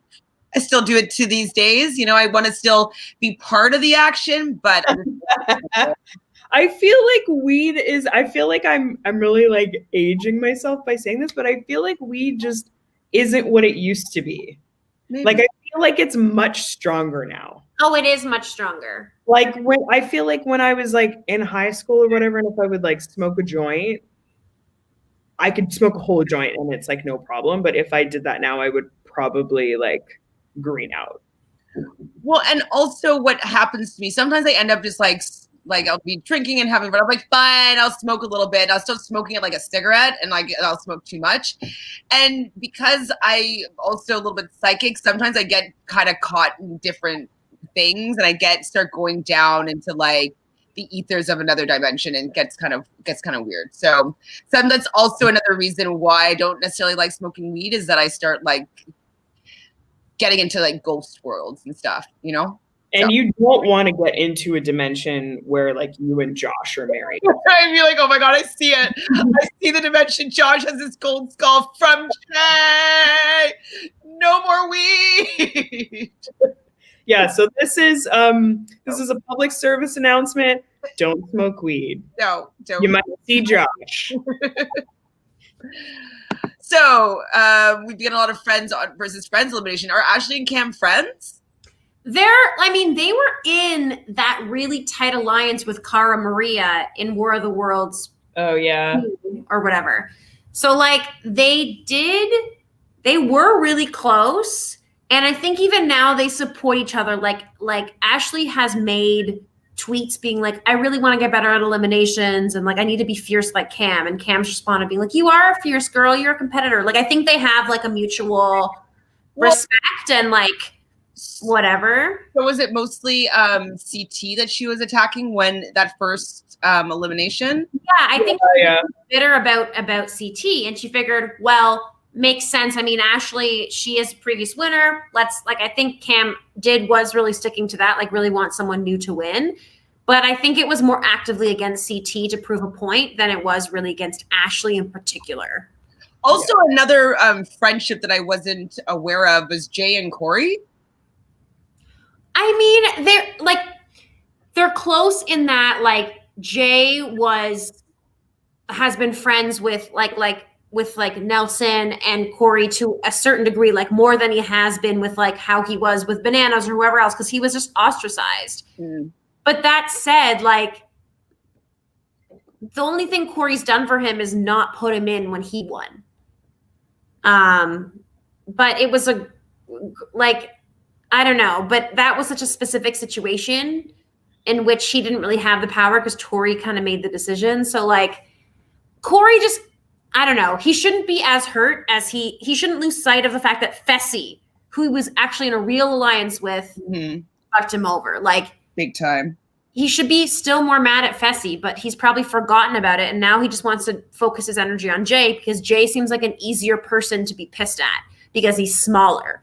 Oh, I can see this person and be like, oh, let's get them out. let me try to get my gold skull against Jay because like, oh, I hate him, but really because you think you have a chance to beat him. Yeah. So Corey or Josh are going to be trying to take Jay on in this elimination. I think Josh or Corey has more social capital to get that done for himself actually than Josh would. But the Nani of it all, I don't know, actually. I'm not sure. So, okay, I made a face when I read this. So Adrian says, my gut is still thinking that a rookie might win this season. I don't know who. Any opinions? I don't think there's a chance of a rookie winning this season. I don't think so. Maybe, no. I don't think Lola's got it. No. Unless she ends up. Maybe Nam, but probably not. If Lolo ends up being with CT, maybe there's a chance. Yeah.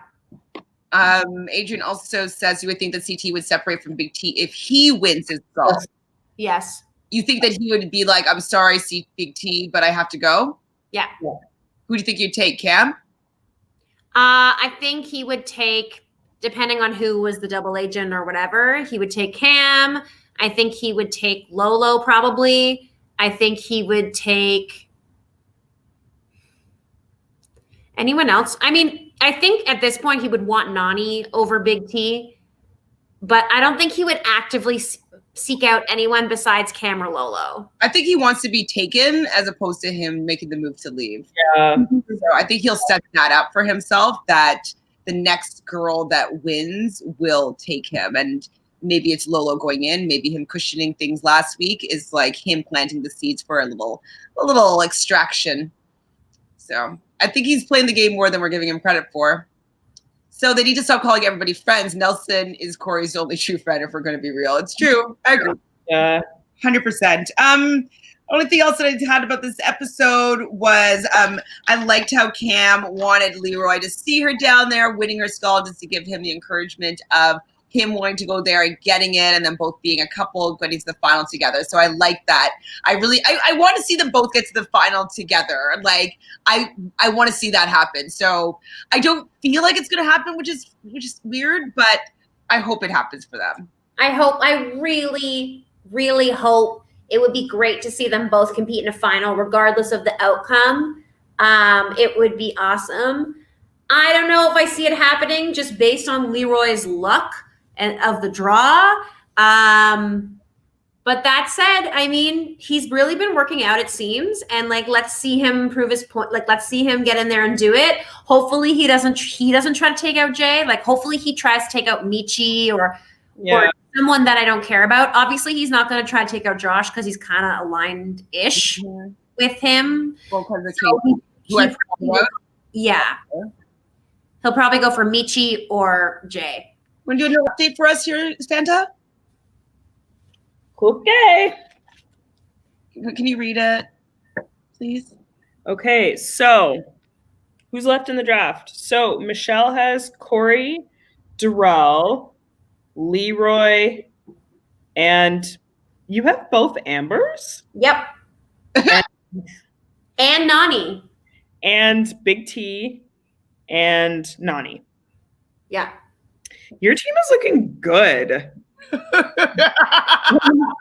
I have team envy right now. Chantele has CT, Jay, Kyle, Michi, Anissa, and Nicole's gone. See, you have like some heavy hitters there. You've got CTJ and Kyle. That's pretty big. Those are some contenders. Why don't 2 out of 3 of them have gold skulls already? That's pretty good. I already know I'm gonna lose this season. Who do you have left? I felt so good after I picked, but I'm like, look, I'm just like, oh my god. So I stupidly picked Fessy. Didn't have a choice on Josh. I have Nam, which could go either way. I have Theresa. That's good. Which I think is good. Lolo could go either way. Casey could go either way. And Gabby, which is not good. So you still have a couple people in there. You've got a couple people who will probably make the final. At least 1 or 2 of those people is probably going to be in the final. Yeah. But yeah, I definitely have the weakest team. I definitely don't have the girls, but the girls are gonna be done with their skulls soon, so it's fine. You know? Okay, so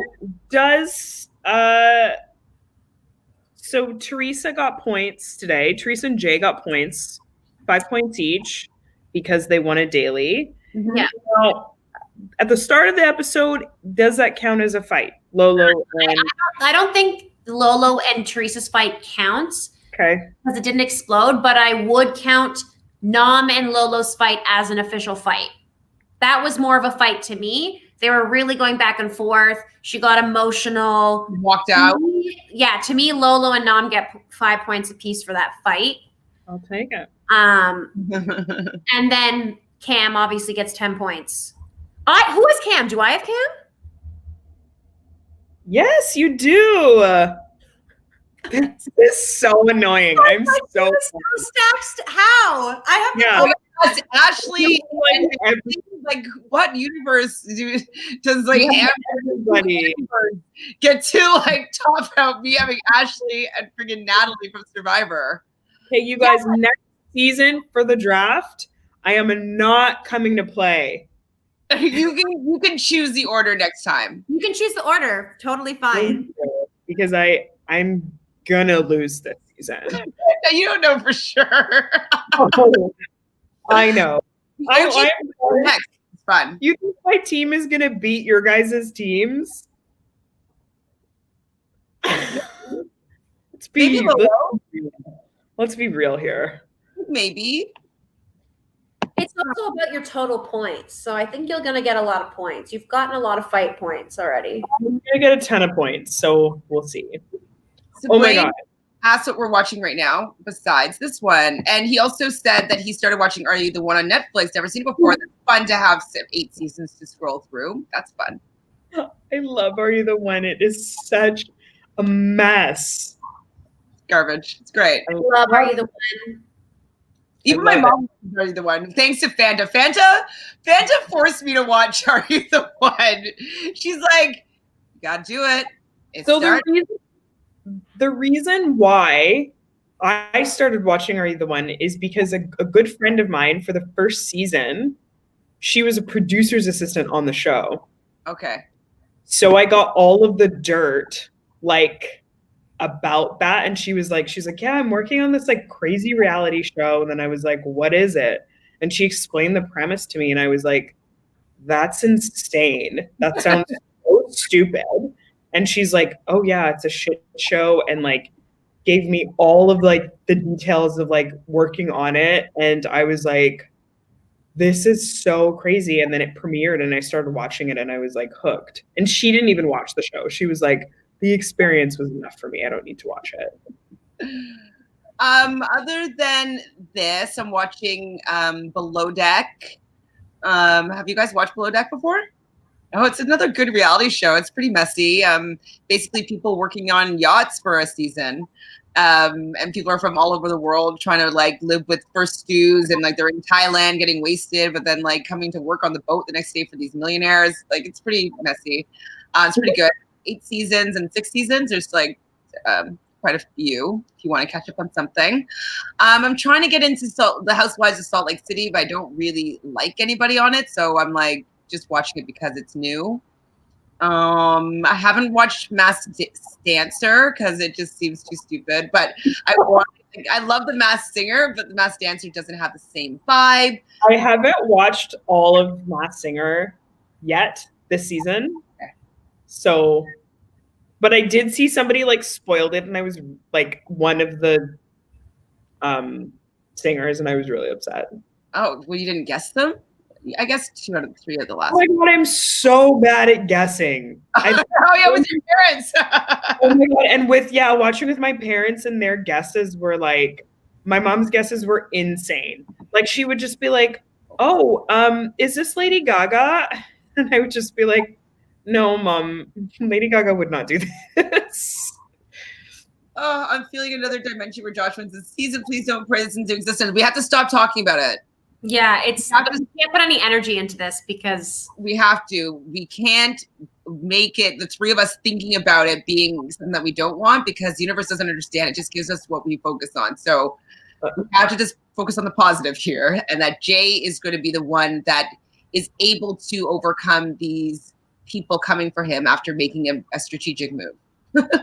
Like, Yes. get out of here. Okay. Do you think that Amber B will survive the season for the Big Brother Alliance? She's not really playing the game to me right now. I don't really know how it's going to shake out. I don't care, really. Yeah, she hasn't done anything to impress me. Man. Amber's been a loser, unfortunately. Are you guys watching anything interesting to add to what Blaine asked? Sorry, go ahead, Michelle.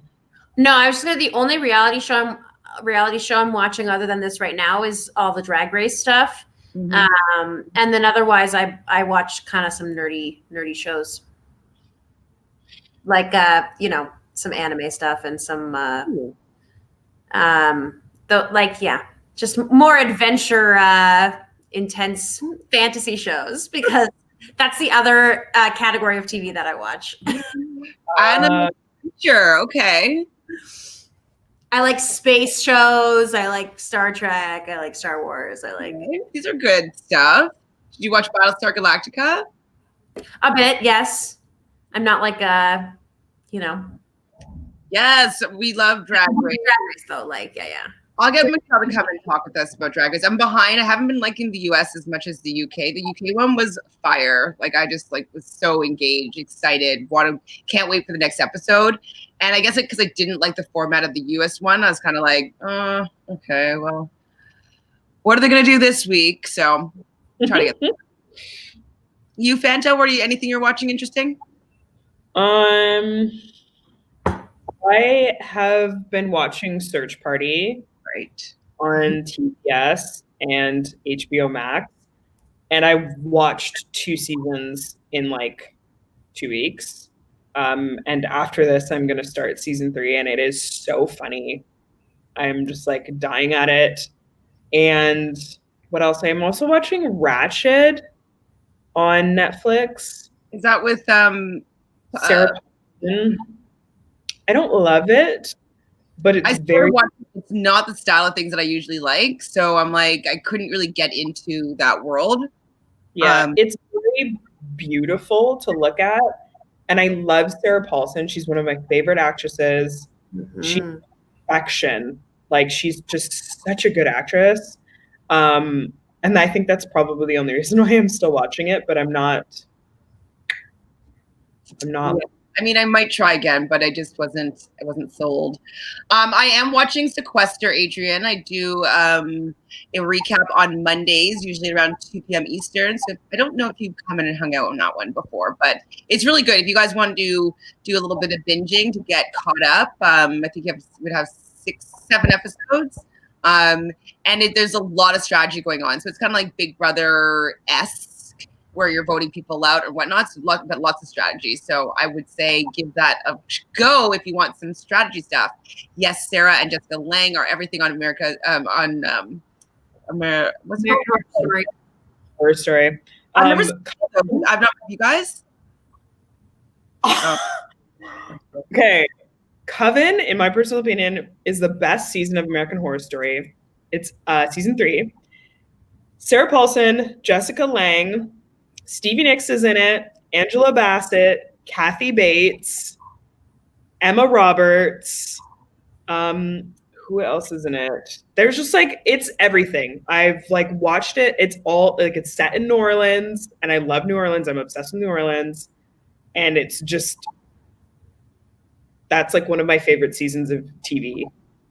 Okay, I'll get it. It's there's so many things I need to watch, and I just stick to reality TV. Just so much easier to keep. You got time? I guess. No, you're busy girl. I'm busy.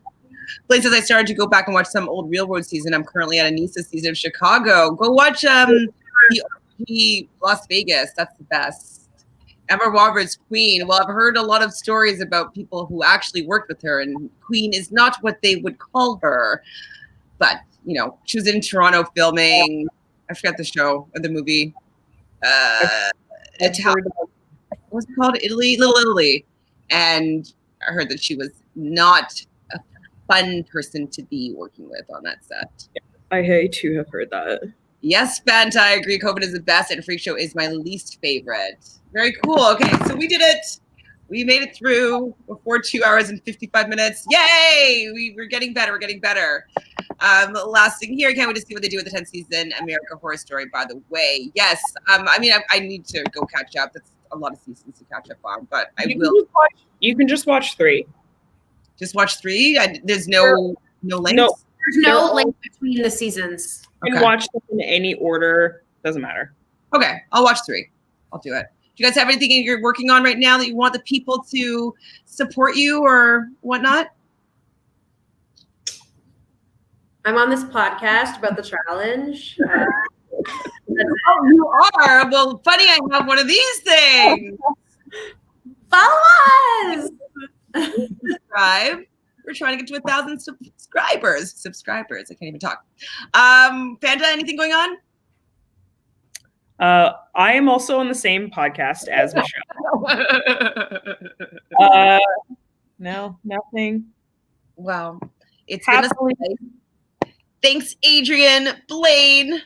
Who else do we have here? Lily, Maddie, all you fun people for hanging out with us. We really appreciate it. Moses, Paul, Carolyn, Emil, Matthew, Kenny, anybody we might have missed. We really appreciate you guys hanging out with us. You make part of this podcast. We couldn't do it without you. Yes, we can talk incessantly about the challenge in MTV world, but yours guys' opinion coming in here to interject is kind of what makes it the most fun. So thank you for being here with us. We love it. And as usual, we will be here next week after the episode. So see you then.